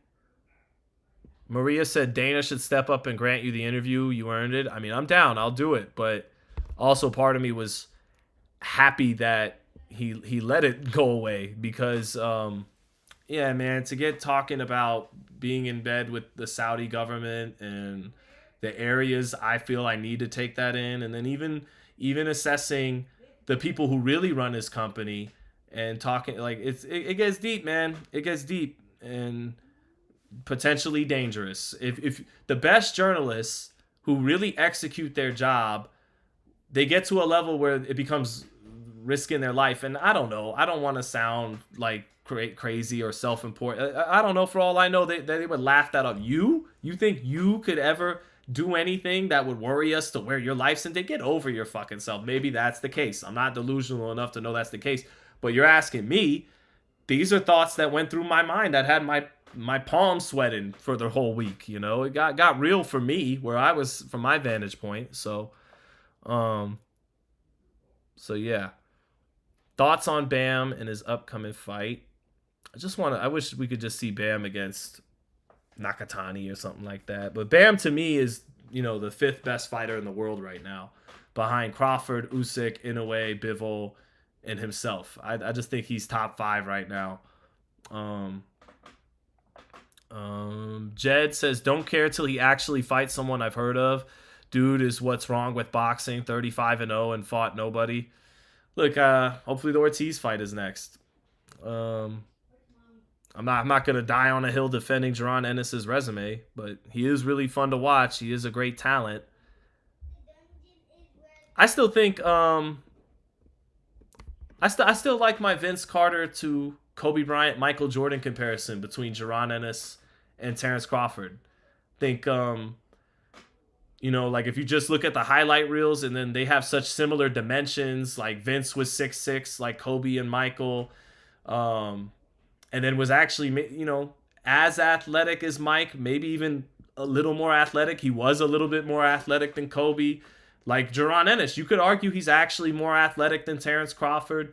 But Just because they both have a 74-inch reach, just because they both switch hit, just because they're great at initiating and punctuating exchanges and all that. Same thing. Just because Vince Carter is 6'6", like Kobe and Mike, just because he can elevate and shoot the three, just like even better than them in some areas, and all, does not mean Vince Carter is Kobe Bryant, Michael Jordan. And that's so far in their careers what it is with Jaron and Terrence is, yeah, if you look at the highlight reels, you look at they could both switch. You look at the long ass arms and those weight classes. It's a lot of similarities that talent wise, but one guy has 5 or 6 rings and the other guy has none, and one, you know what I mean, that kind of thing. So we can see it. Rapstar Boxing Knowledge said, respect from England, bro. Respect, brother. Thank you. Schofield said Bud seems tougher though. He does, and he's a little harder to hit, and I think his counterpunching is a little bit more sneaky, a little bit more subtle. Whereas Ennis is a really good counterpuncher too, but he's more going to overwhelm you with combinations and speed and that kind of thing. Crawford's going to really place that shot in between. Ennis can too, don't get me wrong. He's a natural punctuator, thus counterpuncher, but Terrence is one of the greatest counterpunchers that ever lived, and we can't say that for Ennis yet. Sean, who has the better resume, Boots or Tank? Tank, easy, actually. That's a pretty easy one. Tank has some good wins.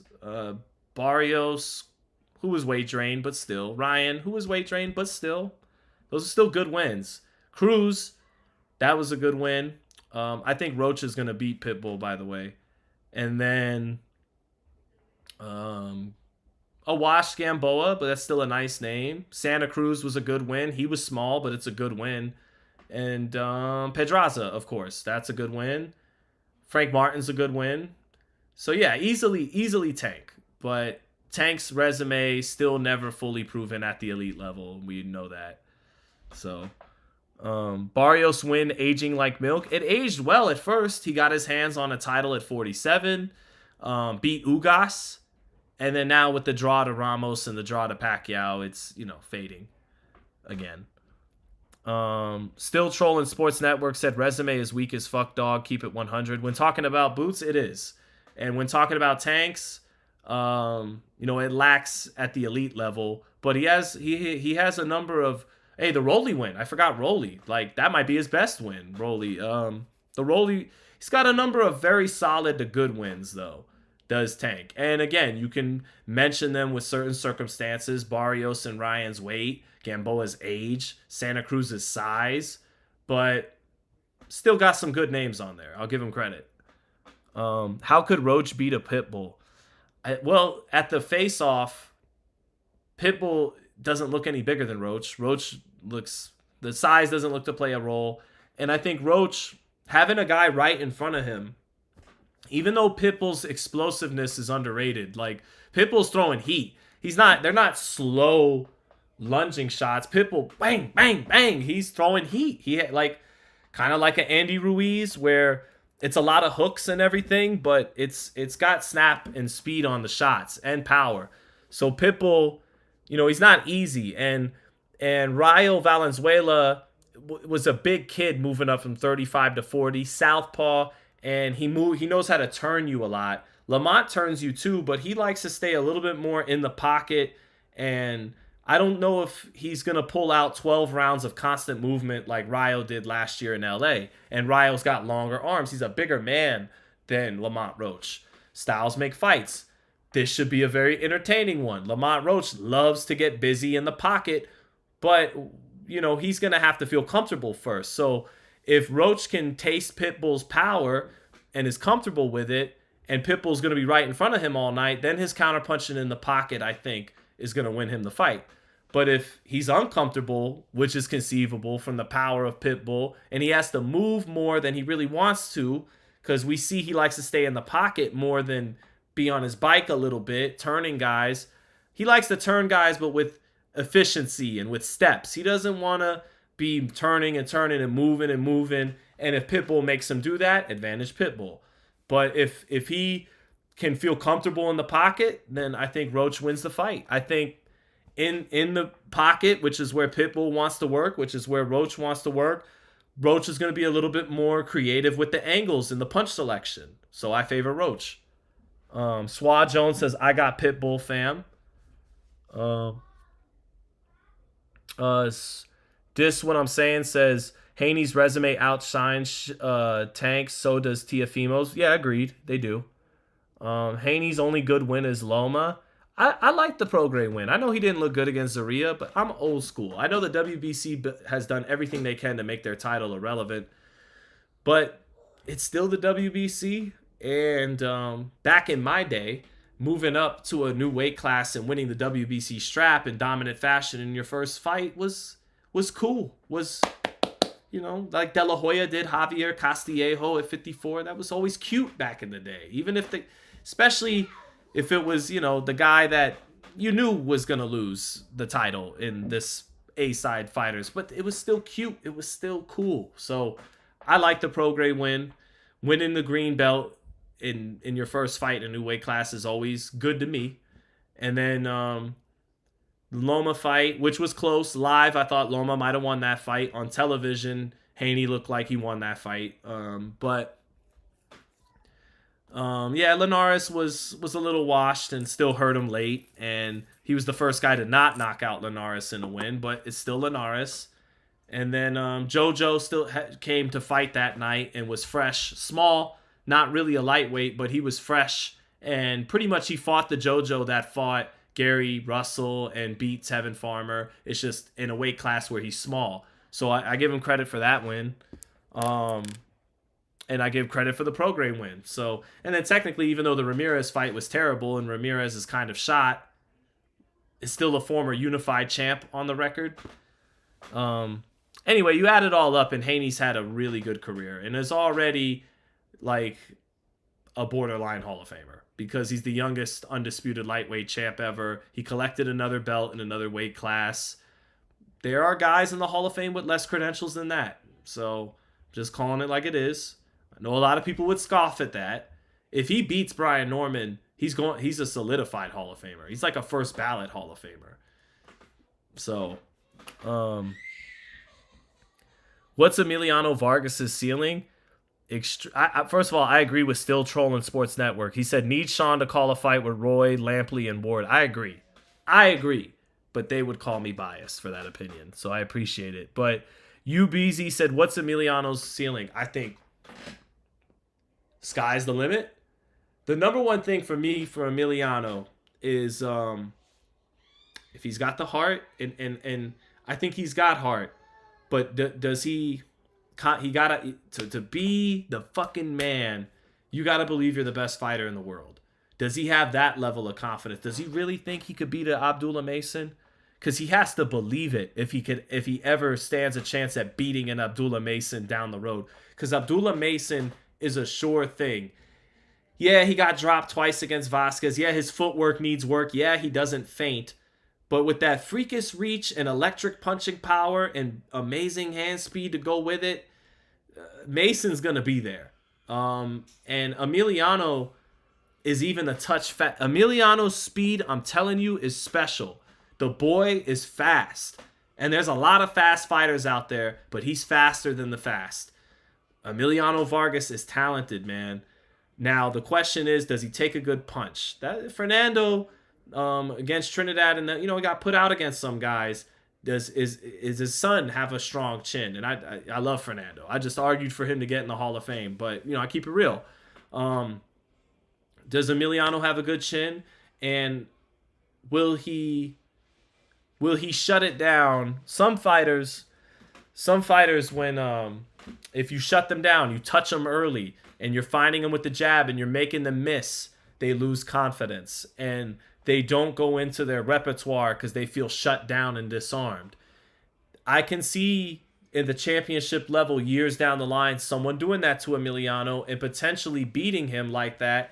But is Emiliano going to be a little mentally small in there, for lack of a better way of putting it? Or look, like, okay, here's what I'm getting at. Like Canelo, for as great as he is, and he is a fucking great fighter. Even at, I know, he lost clearly to Crawford a couple weeks ago. Great fighter. We all know that.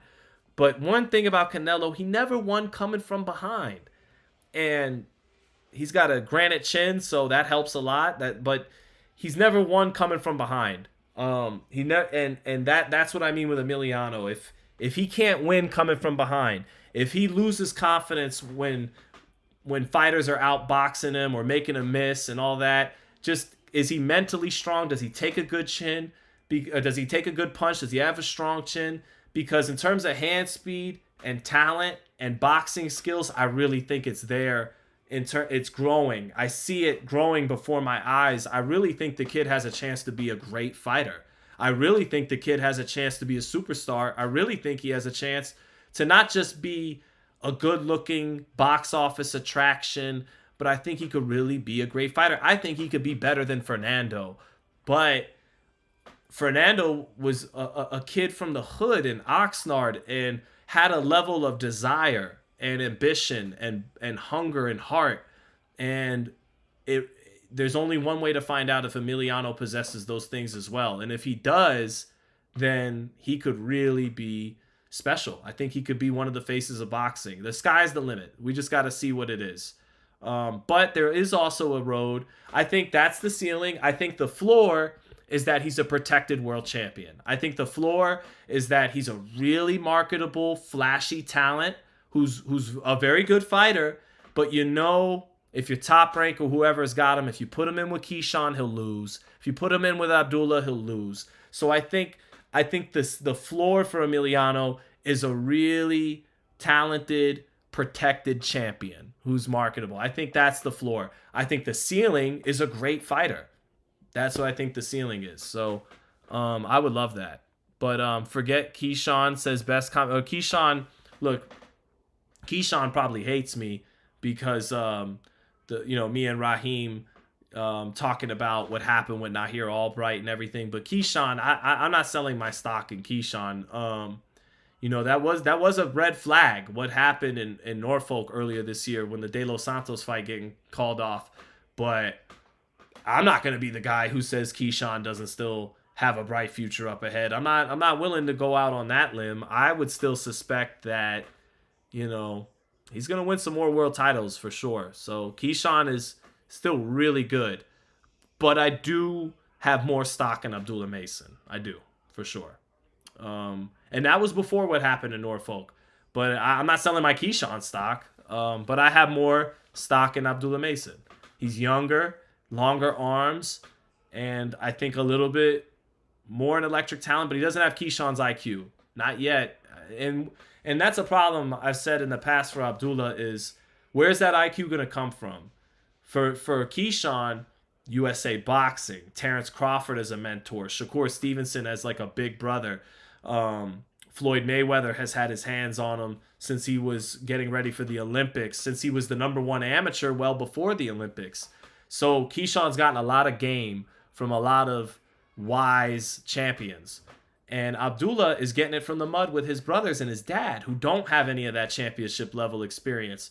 Will that bite him in the ass at some point when it comes to the nuances of the elite level? Feinting and footwork and positioning and IQ and all that? It could. But in terms of the electricity in his fists, he's the best young talent in the game. Speed, power, long arms.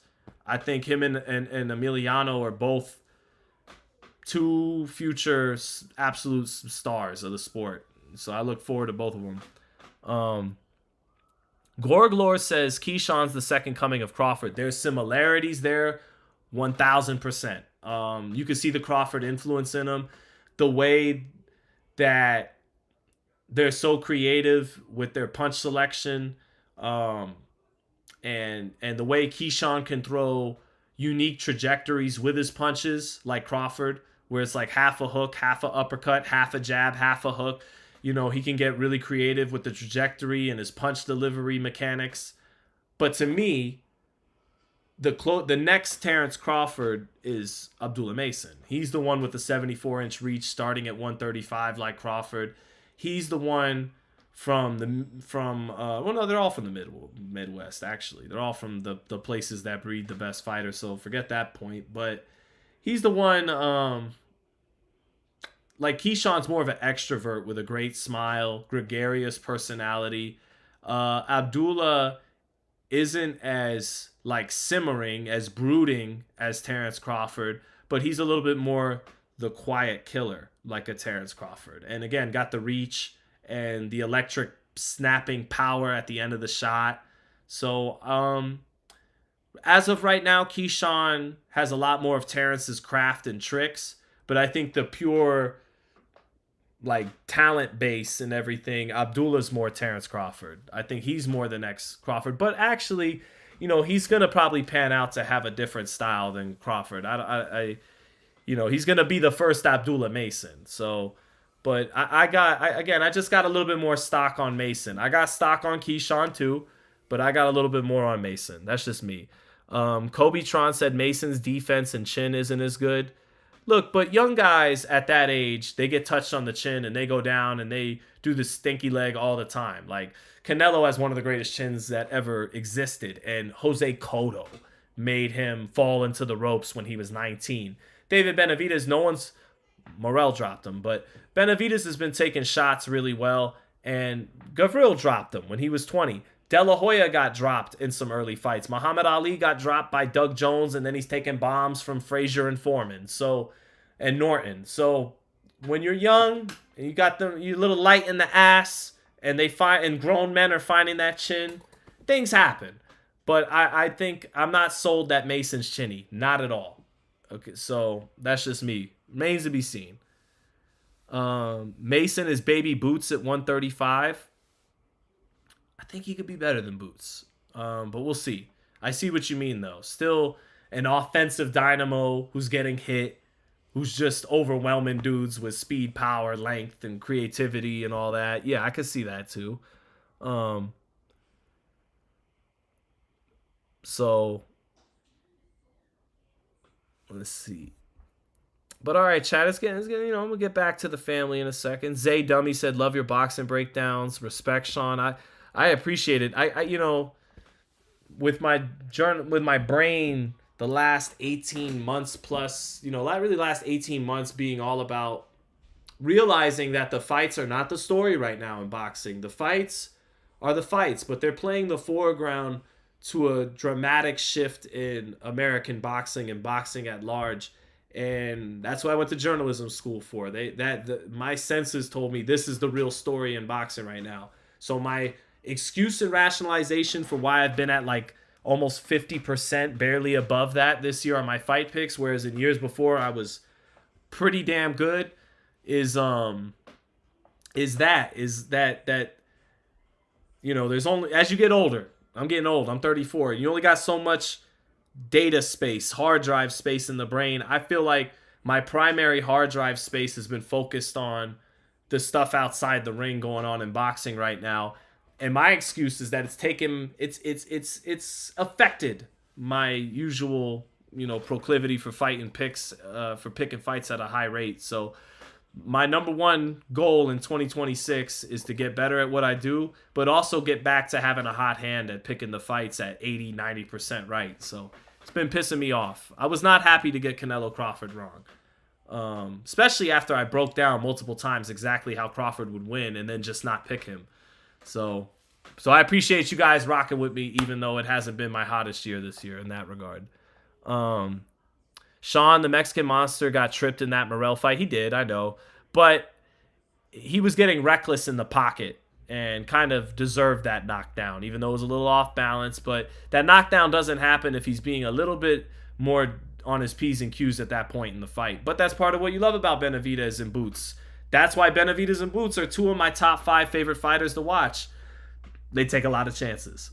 Who do I think's number 1, Usyk or Crawford? I've had Usyk for a while, and now I'll give it to Crawford. I think maybe this is a silly reason, but I actually factor in Usyk saying Crawford's the best into that stalemate between the two of them, who's best.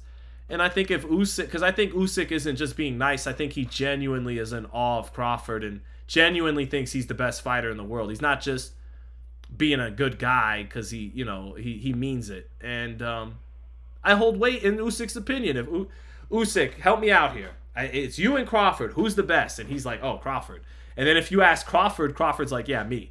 Crawford would be Usyk. I think he's even said that Usyk definitely has his claim to it. I ain't mad at it if you have Usyk, but if you ask Terrence Crawford who's the best fighter in the world, he's gonna say Terrence Crawford. You ask Usyk who's the best fighter in the world, he's gonna say Terrence Crawford. So I think that speaks some volumes, and I think, look, it's Crawford's moment right now. He just beat Canelo. I picked Canelo to beat him. He beat him. He's my number one pound for pound. Okay. So yeah. That's how I would have it. Crawford says Usyk most of the time. They are homies. I know. They've played chess and everything, and they have a lot of respect for each other. But I think I think Crawford, though, when I've seen him move past, he said, no, Usyk, when they ask him, he's saying I take it more as he has no problem if you say Usyk. But again, I think if you ask Terrence Crawford who the best fighter in the world, he's going to say me. He's not going to say Usyk right away like Usyk says about him. So HTX Kendo, thank you, brother. Says you're an excellent analyst and even greater journalist. Love your boxing takes. Thank you, my man. I appreciate that. So Night fam, see you on the port away, Sean. I'll see you later. Still trolling Sports Network.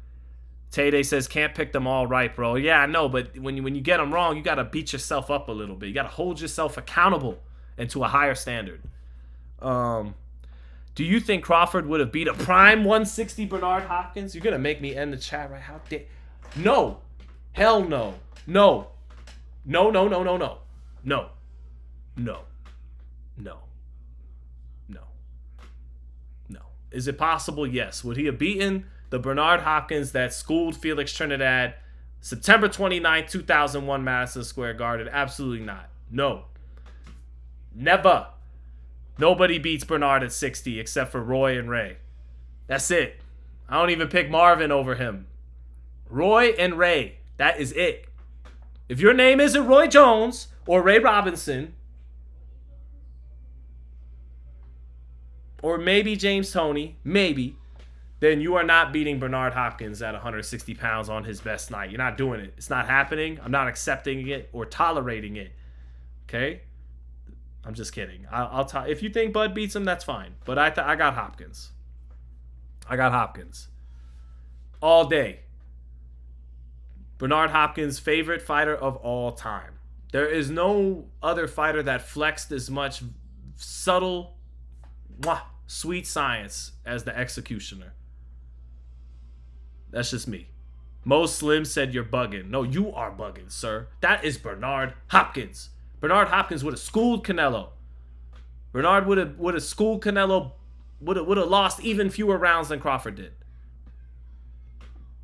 Would have schooled Canelo. And Triple G. Would have schooled both of them. Facts.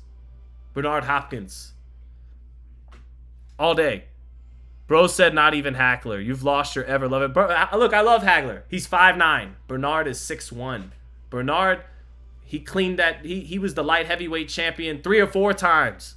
We're talking about little 5'9", 160 pound. We're talking about 5'8" Terrence Crawford against 6'1", executioner style, with all the subtle skill in the world. Hopkins all day. Yeah, he beats Marvin Hagler, bro. I'll say it again. I'll say it again. If Nakatani beats Inoue, is he number 1 pound for pound? No, but he climbs into the top 5 probably, though. He knocks Bam out of the top 5. I got Bam in the 5th spot behind the obvious Fab 4 of pound for pound right now. Bivol, Usyk, Inoue, and Bud. And I think Bam's number 5. I think if Nakatani knocks off Inoue, you put him right there at number 5. Leo Curtis, I met B-Hop when I was like 14. I beat up somebody he was training. Must have been a proud moment for you. I'm just curious, with Shakur's, will Shakur reach the heights that his talents warrant if folks continue to use the excuse they do about his style? Well, he got a lot of credit for the Zepeda performance. Nobody complained about his style in that fight. And for me, it's about execution over entertainment. When I would critique Shakur's performances, against De Los Santos. I'm not coming at it from the avenue of, hey, I was bored and that fight sucked and you ran and blah, blah, blah, blah. I'm not. And by the way, if you feel that way, you feel that way. I don't mean to speak in that voice to belittle people who feel that way. But for me, it's not about that. It's about you're not executing to the best of your abilities. You left a lot of food on the table against a De Los Santos fight or something. But then, he says he hurt his hand and he's in there, not me, and I get all that. But my point with when I critique a fighter's lack of output, it's about execution for me, not entertainment. It's not that I was bored to tears and I care about all that. I know what I'm watching. It's boxing. Some fights are gonna suck. It's not I'm used to it. I've seen a lot of shitty fights. I'm gonna see a lot more of them. It doesn't bother me none, but it's more you're not executing. So, anyways, that aside, someone asked earlier what's Shakur's ceiling. He's a tweener to me. He's not Floyd or Crawford, but he certainly seems headed for greatness at the same time, already being a 4-time 3-division champ and not really coming close to losing, and then his skills and the brilliance he shows in some of his fights, and it's hard for me to fully answer that. I favor him to beat Tio, but I could see Tio beating him and exposing certain things in him, and you're left saying maybe Shakur is just really, really, really, really good. He's not special or none of that. So we gotta wait and see. He's a tweener to me. I could see him. I think ultimately he will be a Hall of Famer. I think that's where he's headed. But is he even Bernard or Andre Ward, James Toney level? That's a really special elite level to get to. Forget Mount Rushmore level with Floyd and Ali and Robinson and Duran and Leonard and all that. Can he get to the De La Hoya, James Toney, Bernard Hopkins, Andre Ward type level? Can he get there? And even consider Bernard as a tweener too, between that level and the Mount Rushmore level, because everything he did that no one else has ever accomplished, in the 40s and everything. But that's just me. So Tio can't cut off a boxing ring. He's food. Yeah, we'll see. I mean, I'm favoring Shakur, but when you look at the reflexes and power and creativity and talent of Tio, you just can't count him out. But so Crawford proved nothing. Who said that? Crawford proved a lot. He's a fight Crawford's the best fighter of his era. I got him number 1 pound for pound. What else do you need to hear about Terrence Crawford? Seriously, that you need me to the guy's been getting a blowjob for the last 2 or 3 weeks, deservedly. Okay, he's gotten his credit. He's getting all the credit in the world. Let's see. I'm sorry, Miss Bernice. I said that to a woman. I'm sorry. I didn't mean to speak like that. Apologies, but that's just me saying. There is nobody in boxing that can see Boots. Don't matter. Virgil, Crawford, nobody. Boots is gonna do this every single fighter they place in front of him. He's just that gifted. Maybe, but he has to prove it. We have to see. You can't eye test beat everybody. Oh, sorry, Miss Bernice. You're talking to someone else. My mistakes, Miss Bernice. Mo Slim says, I gotta see you about Hagler. That was one of the oldest debates that used to make me, when I was a teenager on boxing message boards, I'd always draw the ire of the OGs, was I got Hopkins over Hagler. So Ennis is the guy to beat Crawford. I don't think he ever gets that fight though. And that fight missed its window. That fight should have happened right after Errol Spence. That fight should have been, Crawford defending the undisputed title. But Crawford said he couldn't make the weight anymore. He had zero interest in it. I get it. Ennis hadn't really put himself in a position like Benavidez had with Canelo, where even Stephen A. Smith in the mainstream is saying, hey, what's going on with this Benavidez fight? Nobody knows who Ennis is to that level yet. Except Stephen A. probably does know who he is because he's from Philly and everything. But he never said it on ESPN. he was all for Bud moving up to get the Canelo fight, and so was the rest of the boxing world. Ennis didn't have the accomplishments and momentum to make Crawford look like he's ducking him, right? So it never happened, and that's unfortunate. In my perfect world, Crawford would have fought Ennis to close out 25 to close out 2023 or early in 2024. T-Mobile, whichever promoter would put it on, whatever, and they would have fought for Crawford's undisputed titles, and it would have been awesome.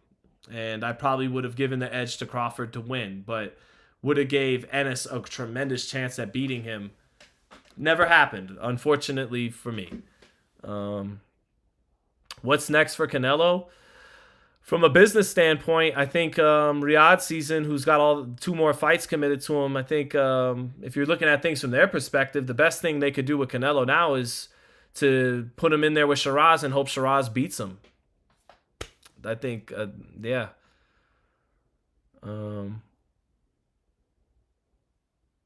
Was Crawford wrong for saying that fight wasn't big enough? No. I wanted to see it. I have my own agenda and perspective. I wanted to see that fight. I loved that fight.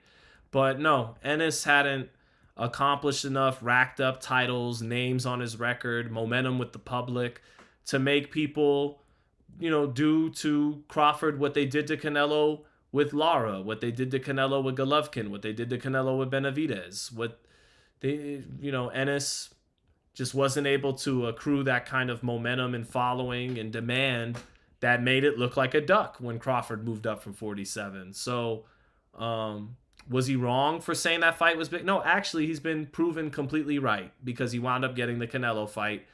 So, fuck what I wanted and what I was talking about. His plan worked really well. So, no. Eubank versus Canelo? If I'm the Saudis, I want to feed Canelo to Shiraz, and it's on Shiraz to make him food. I think Shiraz can win that fight. Canelo's seen better days. He's short for the weight. Shiraz is tall, long, and fast, and has good power. And he's the young fighter. Canelo's fading. So I would think that. When will Ring post Canelo Crawford, and will you review it? Yeah, I'll review it. Sure. I mean, if enough people want me to do that kind of thing. But I already have a review with Raheem out the day after the fight where we were pretty... I don't know how much more in depth I could get from there. So Boots versus Adames would be a great fight. It would. I favor Boots there, even though we haven't even seen him at 60 or anyone relevant at 54, but that's just me. Canelo doesn't want to end his career losing. No, but you've taken all their money, so they're going to look out for their business interests while they're paying you all their money. And if I'm them, with their perspective, I want to feed them to Shiraz. I want Shiraz to beat him. And then I want to put Shiraz in with Benavidez and maybe Bivol and those guys. That's how I would look at it.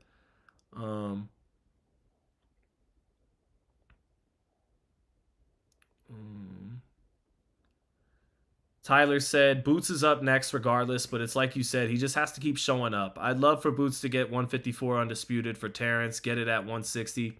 Crawford's 38, and he fights once a year. I don't know if he's got all that time to put in work and entice Crawford and build the matchup up. I think the ship sailed, man. Never say never. I mean, there's a chance Turkey, who pays Crawford all this money, that's what he wants and he might get it, but I don't see that.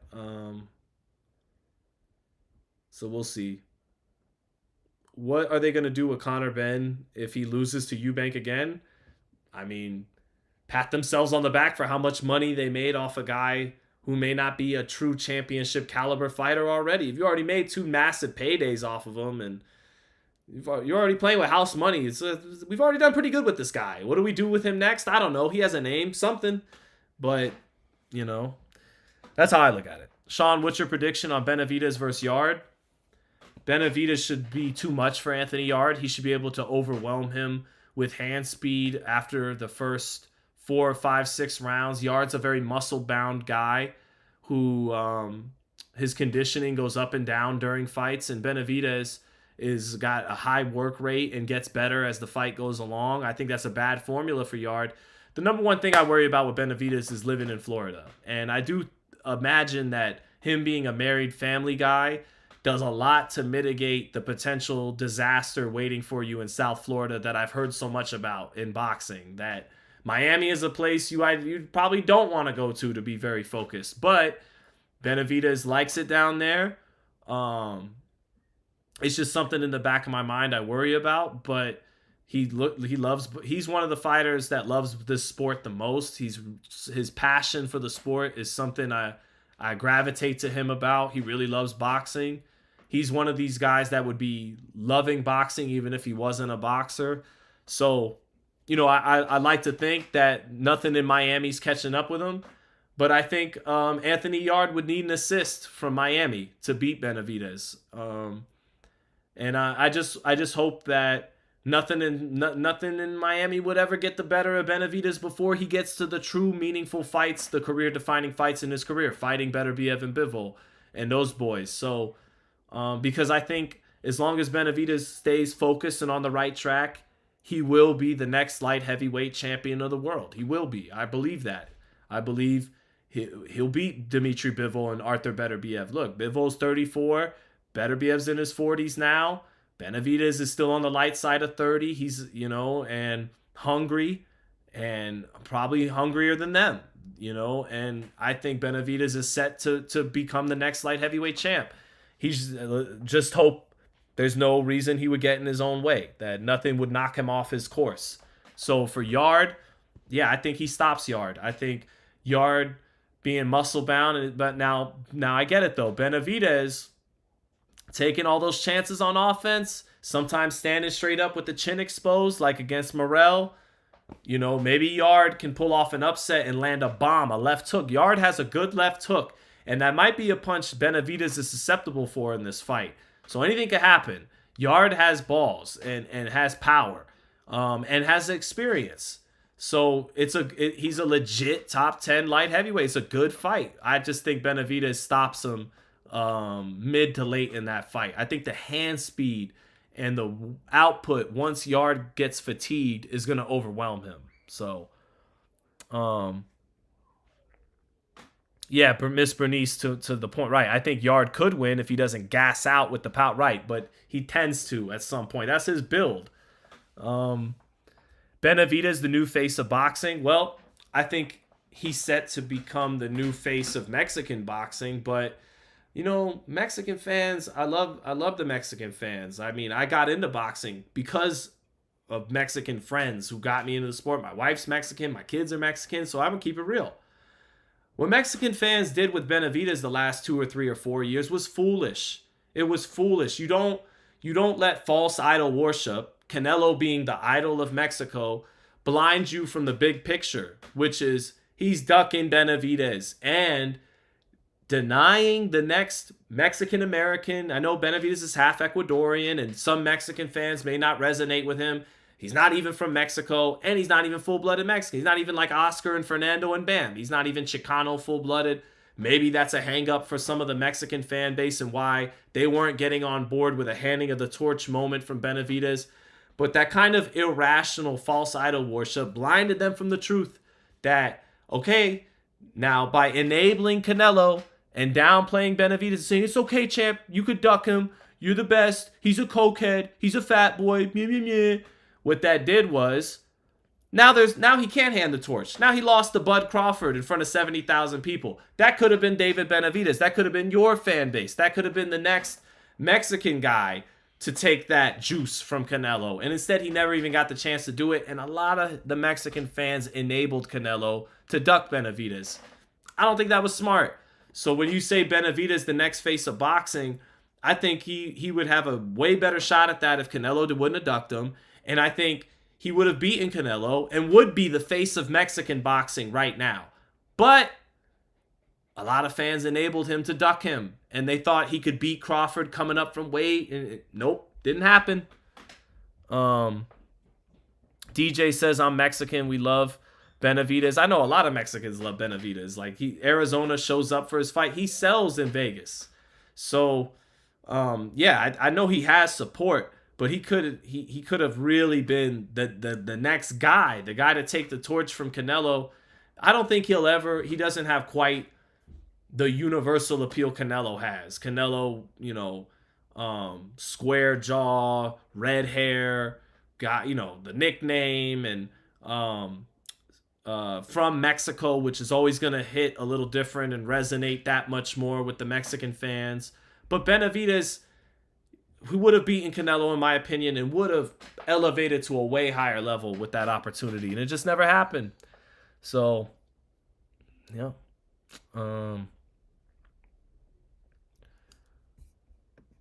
Is Mason overhyped like Benavidez Jr. was? No, Mason's the real deal, I think. Still questions there. He's got to prove himself like every young talent, but no, I think he's the goods. Speaking of thoughts on him leaving PBC allegedly, well, what else is he going to do, Panama? The writing's on the wall, you know. PBC and Top Rank's run as the industry leaders has come to an end, it would seem. Or at the very least coming to an end, and I would argue has come to an end. I joked, you know, it's funny. On the flight to Xander Zayas versus Garcia Perez, Top Rank's last show, and what is to date the last fight on American network television in the sports history right now, I played Usher's Burn like 37 times in a row, ironically. Like, I thought I was being a wise ass. Like, oh, like boxing being ran by American promoters and everything's about to come. And you got, you know, I know technically with TKO, they're an American promoter, but they're a conglomerate that's not really owned by Dana White. Anyways, and they're really that 60% of their operation, the main part of their the A side of their funding is supposed to be the Saudi government, not even them. And it certainly was for Canelo Crawford. And they plan on them being the funders of the big ones going forward. So no, it's basically the death knell of, you know, American promoters in American boxing on American television. So ironically, being a wise ass, I played Usher's Burn on repeat. I also played it because once you play airplane mode, you cannot pick any other songs on Spotify. So I listened to it 37 times in a row, laughing at myself. And then when I flew home, I realized the joke was on me. It was like, oh, wait a minute, dude.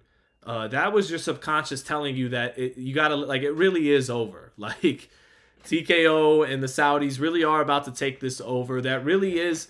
And just like the song in Burn, it's like, you know, what was it goes, what's in the chorus? He goes, okay.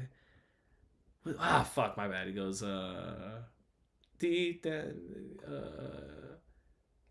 think that you should let it burn when the feeling ain't the same in your body. Don't want to, cause you know, gotta let it go, cause the party ain't jumping like it used to. Even though this might bruise you, let it burn.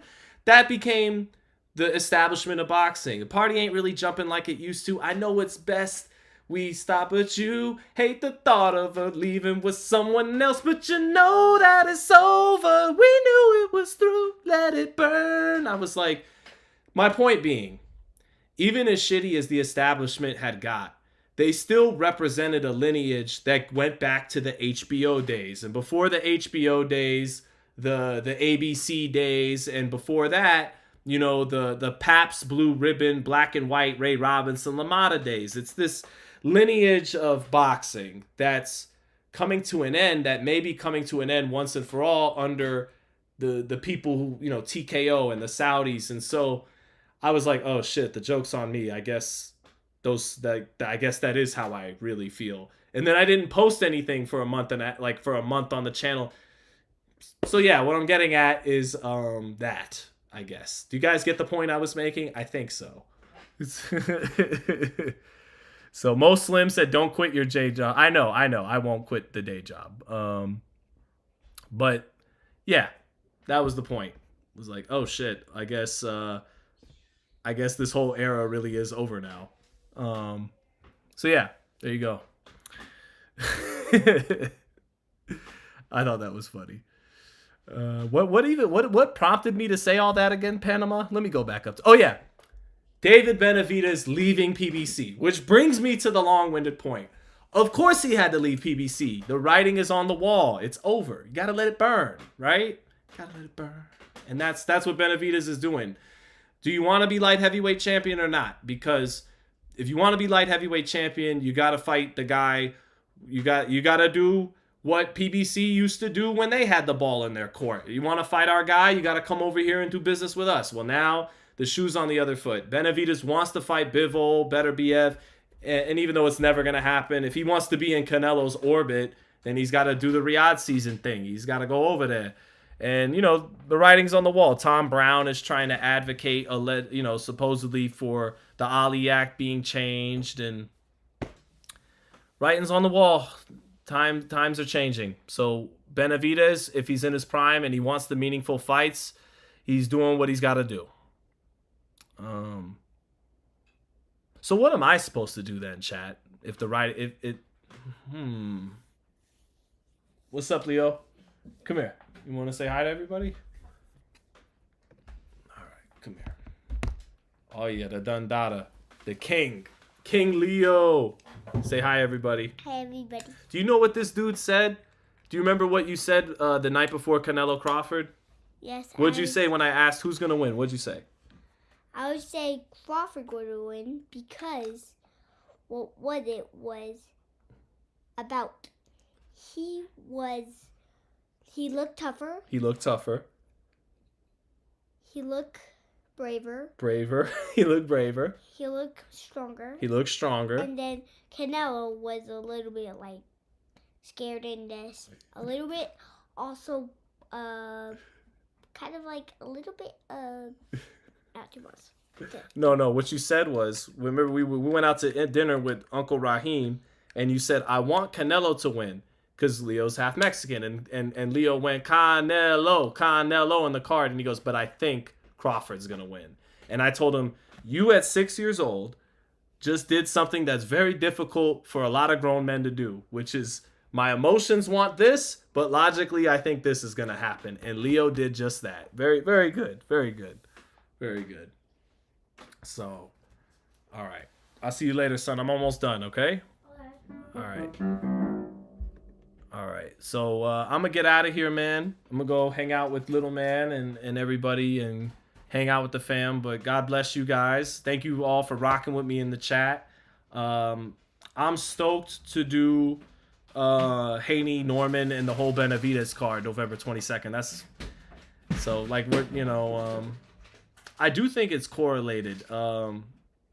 If all the boxing promoters and everybody wasn't complicit in the takeover, I would have to give them a little even more flack and say that the fact that the schedule's so barren to finish the year is correlated with the Saudi and TKO takeover. But all these people have been complicit in doing that, so it is what it is. But it's correlated. The transition of power and how empty the schedule is for the rest of the year. Remember, technically they're supposed to be saving American boxing, but the schedule's never been deader in the latter half of the year. But it's because of their own incompetence, a lot of it, and they slit their own throat. Anyway, stuff we'll get into on another live.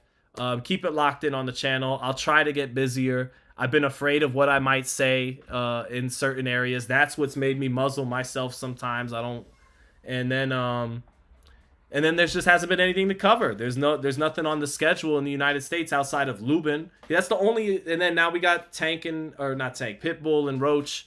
Outside of that, man, it's thin. I don't have a lot of work to go to in the gyms and at the fights themselves. So, but let me get a little bit more busy on this. And I got Raiders tomorrow. I'll be at Raiders Titans. I'll be covering that. Keep it locked in on the channel. Everybody, God bless, and thank you for the support. And take care. Look. Boots, Lima was completely overmatched, but that was a fun first round knockout. He's super fun to watch. So I give him an A on the night. Got to step up the competition. Everybody agrees on that. Peace.